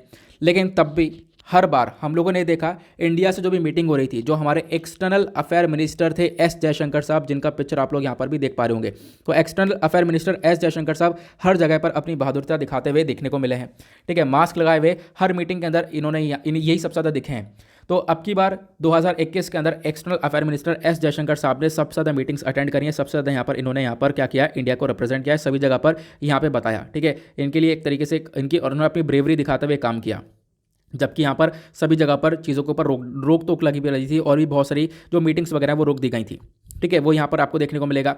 तो अब क्या बोलते हैं ये कि जो देखो आज के टाइम पर ये जो पॉलिसीज़ हैं, ठीक है, ये जो पॉलिसीज़ आज के टाइम पर देखने को मिल रही हैं हमारे जियोपॉलिटिक्स इश्यूज़ के साथ में, ये बहुत उलट पुलट हो गई इस पैंडेमिक की वजह से। ठीक है, पैंडेमिक की वजह से मामला थोड़ा सा गड़बड़ा तो गया था, ये यहाँ पर ऑथर इस चीज़ को मेंशन करते हैं। लेकिन फिर भी यहाँ पर अगर आप देख पाओगे जो इवेंट्स वगैरह हुए हैं उसकी वजह से थोड़ा बहुत हम लोग देख पा रहे होंगे चीज़ें इंप्रूव करी गई हैं। इंडिया ने किस प्रकार से रोल प्ले किया है हम लोग को वो देखना है, ये यहाँ पर ऑथर का कहना है। ठीक है, इंडिया ने कैसा रोल प्ले किया है हम लोग उसको कवर करेंगे। लेकिन पैंडेमिक ने क्या किया, पैंडेमिक ने यहाँ पर चीज़ों को बदला, ठीक है, और एक तरीके से आप कह सकते हो कि यहाँ पर जो शिफ्ट हुआ है फॉरेन पॉलिसी के अंदर वो काफ़ी इंपॉर्टेंट था। और अगर हम लोग बात करें इंडिया के मामले में, तो इंडिया ने यहाँ पर काफ़ी सारी चीज़ों के ऊपर फोकस किया, बहुत सारी कंट्रीज़ के ऊपर फोकस किया, ठीक है, जिस बेसिस पर हम लोगों ने देखा कि पहले हम लोग कम फोकस कर पा रहे थे, लेकिन आज के टाइम पर हमारा जो फोकस है, जो हमारा शिफ्ट है वो काफ़ी वाइडर हो चुका है। काफ़ी सारी कंट्रीज से हमारा डिस्कशन हुआ है, जिसके बेसिस पर ऑथर ने यहाँ पर यह हेडिंग भी दी है, from selected to universal engagement. तो आज के टाइम पर पहले तो सेलेक्टिव एंगेजमेंट करते थे, लेकिन आज के टाइम पर क्या हो रहा है, हम लोग बहुत सारी कंट्रीज के साथ अपने एंगेजमेंट को बढ़ा चुके हैं, वो यहाँ पर ऑथर ने मेंशन किया। अब इन्होंने 2021 की प्रायोरिटीज़ को बताया। प्रायोरिटीज़ क्या क्या है, सबसे पहली बात यहाँ पर क्या हुआ, सबसे पहला इंसिडेंट 2021 के अंदर आपको ये देखने को मिला कि जो डोनाल्ड ट्रंप थे वो बदले, ठीक है, प्रेसिडेंट जो बाइडन आए, आप लोगों को ये मालूम होगा, ठीक है, प्रेसिडेंट जो बाइडन आए तो चीज़ें वापस से चीज़ें बदल चुकी थी, ठीक है। अब क्या हुआ, कोविड काफ़ी तेज़ी से फैलता है, कोविड वगैरह तो देखो पहले ही फैल चुका था, लेकिन कोविड के सेकंड वेव और यहाँ पर हम लोग देख पाते हैं इस प्रकार से चीज़ें आगे बढ़ती रहती हैं। इंडिया जो है यहाँ पर ट्रेजेडी का एक एपिसेंटर बनता है, ठीक है। उसके बाद यहाँ पर बोला गया जो इंडिया के अंदर आप देख पाओगे, इंडिया की जो हेल्थ सिस्टम है उसकी इनएफिशिएंसी दुनिया भर में पता चलती है, क्योंकि यहाँ पर क्या है, कोविड का जो एक तरीके से केसेस है वो इंडिया के अंदर काफ़ी ज़्यादा बढ़ चुके थे, काफ़ी ज़्यादा सिचुएशन खराब थी, और इंडिया का जो इशू है वो यहाँ पर दुनिया भर में काफ़ी हद तक डिस्कस किया जाता है, ये आप लोग को मालूम होगा, ठीक है। ये प्रॉब्लम्स क्रिएट होती हैं। अब उसके बाद होता क्या है, असली चीज़ें यहाँ से शुरू होती हैं, इंडिया से। अब यहाँ पर अगर हम बात करें तो इंडिया के लिए सबसे ज़्यादा दिक्कत कब क्रिएट हुई, 2021 के अंदर हम लोग चाइना को टैकल नहीं कर पाए, ठीक है, मतलब चाइना को टैकल क्या कर पाए, चाइना के साथ हमारे रिलेशंस काफ़ी खराब होते रहे। साल 2020, साल 2021, 2 साल ऐसे निकल गए, इंडिया चाइना के रिलेशंस काफ़ी खराब रहे। हालांकि 2021 में चाइना और इंडिया के बीच में यहाँ पर डिसएंगेजमेंट हुआ, लद्दाख वाले रीजन में आप देख पाओगे यहाँ पर दोनों कंट्रीज़ के बीच में डिसएंगेजमेंट हुआ है, हमने डिसएंगेजमेंट किया है, लेकिन वो प्रॉपरली डिसएंगेजमेंट नहीं हुआ है, ठीक है। यहाँ पर आप कह सकते हो हमें जो सक्सेस है वो जिस प्रकार से हम लोग एक्सपेक्ट कर रहे थे वो हम लोग को कुछ नहीं मिला। उसके बाद कोशिश ये है कि अभी भी डिसएंगेजमेंट हो, चाइना हमारे बॉर्डर से निकले, ठीक है, क्योंकि अभी बहुत सारे एरियाज है जहाँ पर कंसर्न्स काफ़ी ज़्यादा बने पड़े हैं, तो यहाँ पर इन कंसर्न्स को कम किया जाए, इसके ऊपर अभी भी हमारा फोकस है। उसके बाद क्या बोला गया, उसके बाद यहाँ पर अफगानिस्तान के बारे में चर्चा हुई, आप कह सकते हो फिर अफगानिस्तान के बारे में चर्चा होगी। अफगानिस्तान जो है काफ़ी बड़े क्राइसिस के अंदर आ चुका था, मतलब ये बताया गया दुनिया भर में क्या क्या चल रहा है, ठीक है, किस बेसिस पर चीज़ें चल रही हैं। तो इंडिया का रोल चाइना के साथ क्या रहा, आपने ये देखा कि क्राइसिस बढ़ते रहे। हालांकि चाइना के साथ थोड़ा सा डिसएंगेजमेंट हुआ, बहुत सारे एरियाज़ के अंदर चाइनीज़ आर्मी पीछे हटी और इंडियन आर्मी पीछे हटी, और हम लोगों ने यहाँ पर उस एरिया में पीस मेंटेन किया, लेकिन अभी भी बहुत सारे कंसर्न्स बने पड़े हैं, बहुत सारे एरियाज़ बने पड़े हैं, ये बताते हैं। दूसरा इशू यहाँ पर दुनिया में क्रिएट होता है साल 2021 के अंदर, अफगानिस्तान वाला। अफगानिस्तान 15 अगस्त को आपको में कब्जा कर लेता है पूरी तरह से काबुल के ऊपर, ठीक है, काबुल के ऊपर कब्जा कर लेता है, अमेरिका यहां से बाहर निकल जाता है। तो यहां पे पाकिस्तान, चाइना, ईरान आप देख पाओगे कहीं ना कहीं इन चीज़ों को सपोर्ट करते हुए नजर आते हैं, ठीक है, और इंडिया यहां पर एक तरीके से अमेरिका को ही डिफेंड करता है, ठीक है, आप देख पाओगे इंडिया यहां पर अमेरिका को डिफेंड करता हुआ नजर आता है। और अगर हम लोग बात करें तो इंडिया ने भी यहाँ पर तालिबान को रिकग्नाइज नहीं किया, ये जैसे मैंने आप लोग को बता दिया है। उसके बाद यहाँ पर क्या बोला गया कि अगर हम लोग ये देखें कि जो तालिबान है, तालिबान का जैसे कंट्रोल आया, पाकिस्तान, चाइना और तालिबान, इन तीनों को रिलेशन आपको देखने को मिलेगा, तीनों के तीनों बिल्कुल सही हैं, इनको सपोर्ट मिला, रशिया, ईरान से भी सपोर्ट मिला। लेकिन जो हमारे प्राइम मिनिस्टर हैं, एक्सटर्नल अफेयर मिनिस्टर ने यहाँ पर, और भी मतलब हमारी कंट्री ने इस प्रकार से कोई भी सपोर्ट दिया नहीं है, आप लोगों को मालूम होगा। खासकर हम लोगों ने फोकस यही रखा कि अफगानिस्तान के अंदर जो एंटी टेररिज्म है वो उसके ऊपर फोकस किया जाए, मतलब कि जो आतंकवाद वगैरह है वो ना बढ़े बिल्कुल भी, यही हमने फोकस रखा। जबकि यहाँ पर बहुत सारी कंट्रीज सपोर्ट कर रही थी और इसी बेसिस पर हमने सपोर्ट भी नहीं किया उसको, और हमने क्या करा, हमने यही मकसद था हमारा कि क्या कर रहे हैं हम लोग, आतंकवाद को पूरी तरह से चाइना में रोक सकें। और यही मुद्दा हमने यूनाइटेड नेशन सिक्योरिटी काउंसिल के अंदर उठाया, क्योंकि आपको मालूम होगा यूनाइटेड नेशन सिक्योरिटी काउंसिल के अंदर पिछली बार, मतलब पिछले साल की बात है, हमारे हाथ में प्रेसिडेंसी थी, है ना, और उस प्रेसिडेंसी को देखते हुए हम लोगों ने क्लाइमेट चेंज का मुद्दा plus United nation security council के अंदर रिफॉर्म्स होने चाहिए, ये मुद्दा भी उठाया। मतलब कि यूएनएससी के अंदर आपको मालूम है टोटल 15 मेंबर्स हैं, 10 नॉन परमानेंट और 5 परमानेंट मेंबर, और इंडिया ने मुद्दा बार बार यही उठाया कि ये जो 5 परमानेंट मेंबर है इसके अंदर इंडिया को भी एक जगह देनी चाहिए, इंडिया को भी जगह मिलनी चाहिए, ठीक है। तो यूनाइटेड नेशन सिक्योरिटी काउंसिल के अंदर जो रिफॉर्म्स है उसके बारे में बार बार डिस्कशन हुआ, इंडिया ने भी यहाँ पर काफ़ी बार चर्चा करी है कि हाँ भाई रिफॉर्म्स ज़रूर होने चाहिए, ठीक है। उसके बाद क्लाइमेट चेंज को लेकर डिस्कशन हुआ कंट्री के अंदर, जहाँ पर इंडिया ने अगेन एक बहुत रिमार्केबल स्टेप उठाया, जहाँ पे बोला हम लोग नेट जीरो एमिशन की तरफ बढ़ेंगे, नेट जीरो टारगेट की तरफ हम लोग आगे बढ़ेंगे। देखो प्रेशर बहुत कंट्री से तरफ से आया, लेकिन इंडिया ने अपना टारगेट रखा 2070 तक का, हम लोग यहाँ पर नेट जीरो एमिशन की तरफ बढ़ेंगे, अपने कोयले का यूज़ कम से कम करेंगे, फेस डाउन ऑफ कोयल यहाँ पर लेकर आएंगे, मतलब कोयले का यूज़ खत्म तो नहीं कर पाएंगे हम लोग, कोयले का यूज़ कम ज़रूर करेंगे, ये चीज़ यहाँ पर मैंशन करी गई, ठीक है। उसके बाद मैंने आपको बता दिया यूनाइटेड नेशन सिक्योरिटी काउंसिल के बारे में, मैंने आप लोगों को बता दिया। इसके अंदर यहाँ पर इंडिया ने बोला था कि हम लोग को एक थोड़ा सा रिफॉर्म की ज़रूरत है, ये मैंने आप लोगों को बता दिया। उसके बाद हमारे प्राइम मिनिस्टर भी एक स्टेटमेंट देते हैं। हमारे प्राइम मिनिस्टर डेमोक्रेसी को लेकर एक स्टेटमेंट देते हैं कि जो इंडिया है वो एक मदर ऑफ डेमोक्रेसी, आपको मालूम होगा। इस आर्टिकल को हमने कवर किया था, बिल्कुल टॉप पर हेडलाइन आई थी, काफ़ी लंबे समय की बात है। ठीक है, तो इंडिया यहाँ पर डेमोक्रेसी के मामले में एक टॉप की डेमोक्रेसी देखने को मिलेगा, मदर ऑफ डेमोक्रेसी देखने को मिलेगा, सबसे लार्जेस्ट, सबसे बड़ी डेमोक्रेसी देखने को मिलेगा। तो डेमोक्रेसी को लेकर भी भारत ने काफ़ी सारे स्टेटमेंट दिए यूएन के अंदर। उसके बाद अब क्या हुआ, इंडिया की जो डिप्लोमेसी काफ़ी बिजी कैसे रही। यहाँ पर देखो पूरे साल के अंदर एक से एक बड़ा इंसिडेंट होता रहा, ये आप लोगों ने देखा, बहुत सारे इंसिडेंट होते रहे। हम लोगों ने फ्रेंड्स और दुश्मन दोनों के साथ बहुत ही आराम तरीके से डील किया है, जैसे आप लोग ये देख पाओगे। ठीक है, वो कैसे डील किया आगे यहाँ पर मैं आप लोगों को बताने वाला हूँ। तो इन्होंने बोला यूएस के साथ अगर हम इंगेजमेंट की बात करें तो यूएस के साथ प्रॉपरली हमारी इंगेजमेंट बढ़ी है। यूएस के साथ हमारे रिलेशंस जो हैं काफ़ी बेहतरीन तरीके से ग्रो होते हुए नजर आए। ठीक है, इनफैक्ट आप कह सकते हो हमने क्वाड को एक्सेप्ट किया। क्वाड ग्रुपिंग के अंदर आप देख पाओगे इंडिया यूएस के जो रिलेशंस है, मतलब हमें एक्सपेक्टेशन नहीं था कि यूएस के साथ रिलेशंस भारत के इस प्रकार से ग्रो होंगे जो कि आज के टाइम पर ग्रो हुए हैं। ठीक है, हमने क्वाड को एक्सेप्ट किया। क्वाड क्या है आपको पता होगा, अभी मैंने मालाबार एक्सरसाइज के बारे में पढ़ाया था। उसके बाद ऑकस को एक्सेप्ट किया। ऑकस एक नया ग्रुप बनकर आया था ऑस्ट्रेलिया, यूके और यूएस का, यहाँ पर भारत ने इसको एक्सेप्ट किया। फिर उसके बाद भारत ने एक और वेस्टर्न क्वाड बना दिया जिसमें यूएस, इजराइल और यूएई आपको देखने को मिलेगा और इंडिया देखने को मिलेगा। तो एक और क्वाड बना दिया। तो इस प्रकार से जो एंगेजमेंट है वो काफ़ी बढ़िया देखने को मिलेगा आपको दूसरी कंट्रीज़ के साथ। लेकिन अब दिक्कत की बात करते हैं दुश्मन की, वो है चाइना। चाइना के साथ एंगेजमेंट हमारा काफ़ी खराब रहा। ठीक है, चाइना के साथ हमारे जो कमांडर लेवल है वो वापस से जाकर बातचीत होती रही। चाइना के कमांडर लेवल और इंडिया के कमांडर्स के बीच में काफ़ी बार डिस्कशन हुआ, आपको मालूम होगा। सेकंड लेवल मीटिंग होने वाली है, थर्ड लेवल मीटिंग होने वाली है कि अब यहाँ पर हमारे रिलेशन सही होंगे। अब यहाँ पर जो विवाद है दोनों कंट्रीज़ का, जो बॉर्डर डिस्प्यूट है वो सही होगा। इसी के ऊपर हमारा फोकस रहता रहा।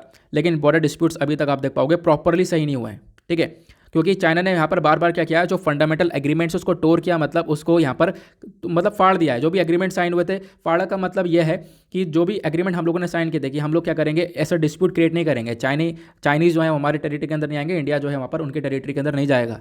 लेकिन क्या हो रहा है, बार बार इस प्रकार से चीज़ें देखने को मिलती हैं। ये जो एग्रीमेंट्स हैं इनका कोई फ़ायदा नहीं है। ठीक है, तो चाइना से किस प्रकार से टैकल किया ये आप लोगों ने देखा। उसके बाद यहाँ पर ये बताते हैं एक और एग्रीमेंट साइन किया गया था रशिया से। रशिया से हम लोगों ने अभी साल 2021 के अंदर एक और इंसिडेंट क्या हुआ है, हमने काटसा को एक तरीके से काटसा के सैंक्शन अगेंस्ट में S-400 सिस्टम को खरीदा। रशिया से हम लोगों ने S-400 मिसाइल डिफेंस सिस्टम को खरीदा। हालांकि हमें डर था कि अमेरिका हमारे ऊपर काटसा के सैंक्शंस लगाएगा, लेकिन अभी तक यहाँ पर आप देख पाओगे ये प्रकार की चीज़ें ऐसी हुई नहीं है और हम लोगों ने यहाँ पर इस S-400 सिस्टम को खरीद भी लिया है। क्यों खरीदा, ताकि हम लोग चाइना को टैकल कर पाएँ। चाइना सबसे बड़े कंसर्न है और चाइना के पास भी S-400 सिस्टम देखने को मिलेगा। तो इस फिलहाल हम लोग को भी अपनी डिफेंस के लिए S-400 सिस्टम चाहिए था। ये चीज़ें देखने को मिलेंगी। तो इंडिया की स्ट्रैटेजी कैसी रही आप लोगों ने देखा। उसके बाद अब बात करी गई है शांघाई कोऑपरेशन ऑर्गेनाइजेशन के बारे में। तो इंडिया ने यहाँ पर शांघाई कोऑपरेशन ऑर्गेनाइजेशन के अंदर मीटिंग को अटेंड किया, जहाँ पर चाइना अपना पूरी तरह से रोल देख रहा था। चाइना यहाँ पर अपनी तरफ से डिसीजन ले रहा था अफगानिस्तान को लेकर। ठीक है, उसके बाद रशिया, इंडिया, चाइना को लेकर मीटिंग के बारे में चर्चा की गई। ठीक है, ये भी आपको अप्रोच देखने को मिलेगा। यहाँ पर आप कह सकते हो कि इन्वॉल्वमेंट काफ़ी इंपॉर्टेंट था। उसके बाद क्या बोला गया कि अब जैसी जैसी यहाँ पर ये चीज़ें बड़ी हैं, ठीक है, एक सेकंड यहाँ पर ये थोड़ा सा ब्लर हो रहा है। हाँ, जैसे जैसे यहाँ पे चीज़ें बड़ी हैं, इंडिया ने यहाँ पर बहुत सारी इंपॉर्टेंस दी है चीज़ों को। जैसे कि यूनाइटेड नेशन सिक्योरिटी काउंसिल के अंदर अगस्त 2021 का महीना, जैसे मैंने आपको बताया इंडिया के हाथ में प्रेसिडेंसी थी, मैंने आप लोगों को बता दिया। ये दोबारा चीज़ें रिपीट करी गई यहाँ पर ऑथर के थ्रू। इंडिया ने यहाँ पर क्या करा, इंडिया के पास प्रेसिडेंसी आपको देखने को मिलेगी यूनाइटेड नेशन सिक्योरिटी काउंसिल की। और यहाँ पर इतिहास में इंडिया ने काफ़ी सारी चीज़ें बताई हैं और काफ़ी सारी चीज़ें मतलब यूनाइटेड नेशन सिक्योरिटी काउंसिल को लेकर यहाँ पर काम करते हुए नजर आया है। डिस्कशन क्या क्या किया इंडिया ने, यहाँ पर क्या क्या मुद्दे उठाए। जब इंडिया के हाथ में इसकी मेंबरशिप थी, प्रेसिडेंसी थी, तो इंडिया ने यहाँ पर एंटी टेररिज्म का मामला उठाया कि जो आतंकवाद है उसको खत्म किया जाए। ठीक है, सिक्योरिटी को लेकर मामला उठाया, जो मैरीटाइम सिक्योरिटी उसका मामला उठाया, पीस कीपिंग का मामला उठाया कि शांति बनाकर हम लोग रख सकें, समुद्र के मामले में सिक्योरिटी हमारी मेंटेन रहे, उसके ऊपर भारत ने पूरी तरह से फोकस किया है। ठीक है, इससे हमारी कैपेबिलिटी आगे बढ़ती है, हम लोग यहाँ पर फोकस रख सकते हैं कि आगे हम लोग को एक परमानेंट मेंबरशिप मिले। ठीक है, इसके ऊपर भी हमारा फोकस रखा जा सकता है और हम लोग इस चीज़ को छोड़ेंगे नहीं कभी, क्योंकि हमें चाहिए परमानेंट मेंबरशिप। और इंपॉर्टेंट रहेगा कि अगर इंडिया भी एक परमानेंट मेंबर बने तो गेम बदल जाएगा पूरा, अगर यूनाइटेड नेशन सिक्योरिटी काउंसिल के अंदर इंडिया एक परमानेंट मेंबर बनता है तो। ठीक है, अब उसके बाद क्या हुआ, रिसेंटली आपको मालूम होगा इंडिया के जो फॉरेन सेक्रेटरी हैं वो म्यांमार की विजिट पर गए।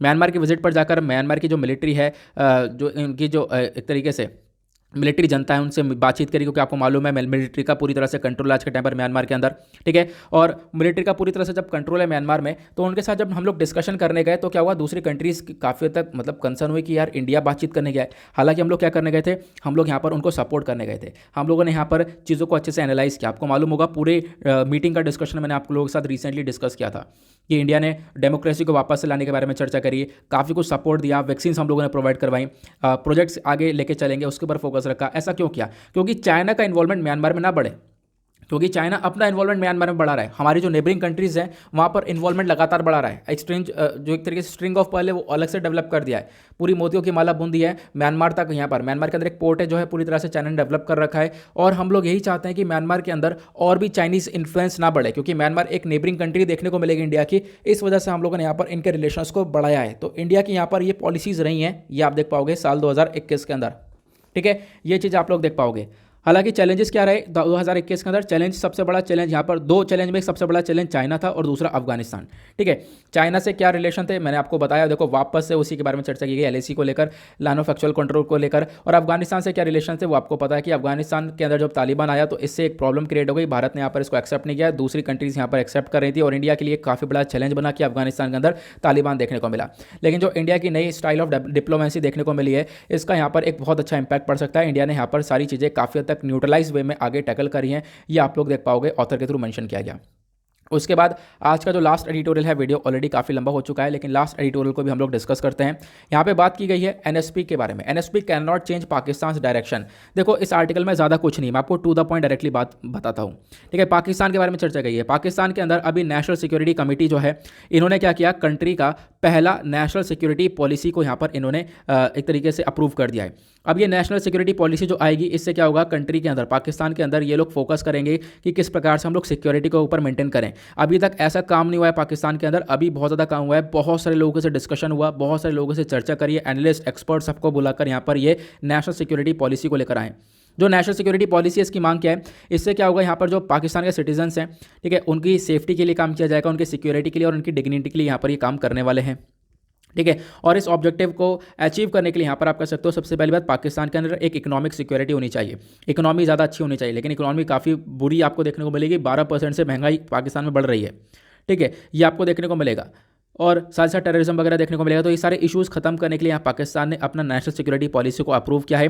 अभी पब्लिकली कब आएगा अभी कुछ नहीं पता है। देखो पब्लिकली कुछ नहीं पता है, सिर्फ एक मीटिंग हुई है ये हमें पता है, ऐसा ऑथर मेंशन करते हैं। और बिल्कुल सही बात है, अभी हमारे पास पब्लिकली सारी चीज़ें नहीं आई, पब्लिकली कब रिलीज़ होगा वो आगे की बात है, ठीक है। प्रेस के थ्रू हमें सारी चीज़ें पता चली हैं। पाकिस्तान प्राइम मिनिस्टर ऑफिस के जो प्रेस हैं उन्होंने यहाँ पर ये सारी चीज़ें रिलीज़ करी हैं कि हाँ भाई एक मीटिंग हुई है, हम लोग यहाँ पर फोकस करने वाले हैं और इसको जल्दी रिलीज़ किया जाएगा। और पाकिस्तान आर्मी के ऊपर जो पैसा खर्चा जा रहा है अभी, मतलब सॉरी, जो इनके ऊपर पैसा खर्चा जा रहा है डिफेंस के ऊपर, वो डिफेंस के ऊपर कम खर्च के बाकी सारी इंप्रूवमेंट के ऊपर पैसा लगाया जाएगा, वो यहाँ पर मेन मकसद रखा गया है, ठीक है। जो पैसा आज के टाइम पर ये लोग डिफेंस के ऊपर खर्च रहे हैं, क्योंकि बहुत ज़्यादा डिफेंस के ऊपर ही पैसा खर्च रहे हैं कि हमारे इससे दुश्मनी है उससे दुश्मनी है, तो ज़्यादातर पैसा डिफेंस के ऊपर खर्चा जा रहा है। तो यहाँ पर उसको थोड़ा सा शिफ्ट किया जाएगा दूसरी तरफ पर, जो कि एक इंपॉर्टेंट रोल देखने को मिलेगा, ताकि अपने कंट्री की इकॉनमी को ग्रो कर सकें।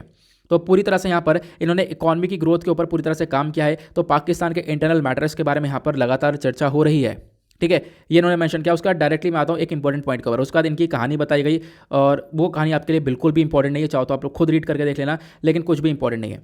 यहाँ पर बोला गया ऑथर के थ्रू, मैं डायरेक्टली बात पर आता हूँ। ऑथर ने बोला कि देखो इन्होंने भले ही अपनी एक पॉलिसी लेकर आई होगी कि यहाँ पे लोगों को प्रोटेक्शन दिया जाएगा, लेकिन आपको ये देखना है कि जब तक इंडिया के साथ कॉपरेशन नहीं होगा पाकिस्तान का, तब तक पाकिस्तान को कोई हेल्प नहीं करेगा, पाकिस्तान को कोई बेनिफिट नहीं मिलेगा। अगर पाकिस्तान के साथ इंडिया के साथ पाकिस्तान अगर कॉपरेट करे तो इससे पाकिस्तान को बहुत फायदे मिलेंगे, पाकिस्तान की इकोनॉमी भी जनरेट होगी। क्यों? सबसे बड़ा तो पहली बात, ये लोग कौन सा मुद्दा लेके बैठते हैं, कौन सा वाला, कश्मीर का मुद्दा लेके बैठते हैं। आर्टिकल वही वाला 370 की जिसको एब्रोगेट किया है हमने 5 अगस्त 2019 के बारे में, तो ये मेंशन किया गया, तो वो वाला मुद्दा यहाँ पर ये लोग लेकर बैठ जाते हैं, ठीक है। लेकिन हालांकि इनको क्या करना चाहिए, इनको अपने व्यापार अच्छे करने चाहिए, क्योंकि यहाँ पर क्या है, आप कह सकते हो कि इन कंट्रीज के अगर ट्रेड अच्छे होंगे, अगर व्यापार अच्छा होगा तो डेफिनेटली इकॉनमी ग्रो होगी, बिल्कुल होगी। लेकिन क्या यहाँ पर ये व्यापार के ऊपर फोकस ही नहीं कर रहे हैं, कमर्शियल रिलेशनशिप के ऊपर इन्होंने फोकस ही नहीं किया है। हमेशा यहाँ पर किस चीज़ के ऊपर, हमेशा डिफेंस के ऊपर, हमेशा एक तरीके से इन चीज़ों के ऊपर फोकस किया है, टेररिज्म के ऊपर फोकस किया है। जो पाकिस्तान की आइडियोलॉजी है, जो माइंडसेट है, यहाँ पर अगर ये चेंज करें तो इससे यहाँ पर आप कह सकते हो इंडिया के साथ रिलेशन थोड़े से डेवलप हो सकते हैं, और इससे यहाँ पर किसको फ़ायदा होगा, पाकिस्तान को ही फ़ायदा होगा। फिर उसके बाद अगेन यहाँ पर पाकिस्तान की हिस्ट्री के बारे में चर्चा करते हैं, जो कि हमारे अगेन इंपॉर्टेंट नहीं है। तो एक्जैक्टली क्या इंपॉर्टेंट बात है, एक्जैक्टली है कि भले कुछ भी कर लें, नेशनल सिक्योरिटी पॉलिसी लेकर आए, बढ़िया बात है, लेकिन यहाँ पर नेशनल सिक्योरिटी पॉलिसी कब तक काम नहीं करेगी, जब तक ये अपने कोऑपरेटिव्स इंडिया के साथ नहीं रखने वाले। ठीक है, जो पाकिस्तान आर्मी है, इनके यहाँ पे अब बहुत सारे लोग आपको देखने को मिलेंगे, इनका एक कोऑपरेटिव्स होना चाहिए, मतलब एक तरीके से इंडिया के साथ एक कोऑपरेशन होना चाहिए। यहाँ पर एनएसपी पॉलिसी के रिगार्डिंग अगर हम बात करें, जो पाकिस्तान के पीपल हैं, इनको कोई भी ह्यूमन सिक्योरिटी नहीं मिलेगी, कोई भी यहाँ पर इतनी इकॉनमी इनकी सक्सेसफुली नहीं जाने वाली, जब तक यहाँ पर ये इंडिया के साथ अपने टाइस को इंप्रूव नहीं करते। इंडिया के साथ अगर टाइस इंप्रूव होते हैं तो डेफिनेटली इनको फायदा मिलेगा, ट्रेड वगैरह होगा, व्यापार होगा, तो इसकी वजह से इनको थोड़ा सा बेनिफिट मिलता हुआ नजर आएगा। ये यहाँ पर ऑथर मेंशन करते हैं और ज़्यादा कुछ भी इसके अंदर देखने को मिलेगा नहीं। नाउ इसी के साथ करते हैं हम लोग अपने लेक्चर को समाप्त। मिलते हैं आप लोगों से नेक्स्ट वीडियो में। आज के लिए bye bye, have a nice day, thank you and Jai Hind.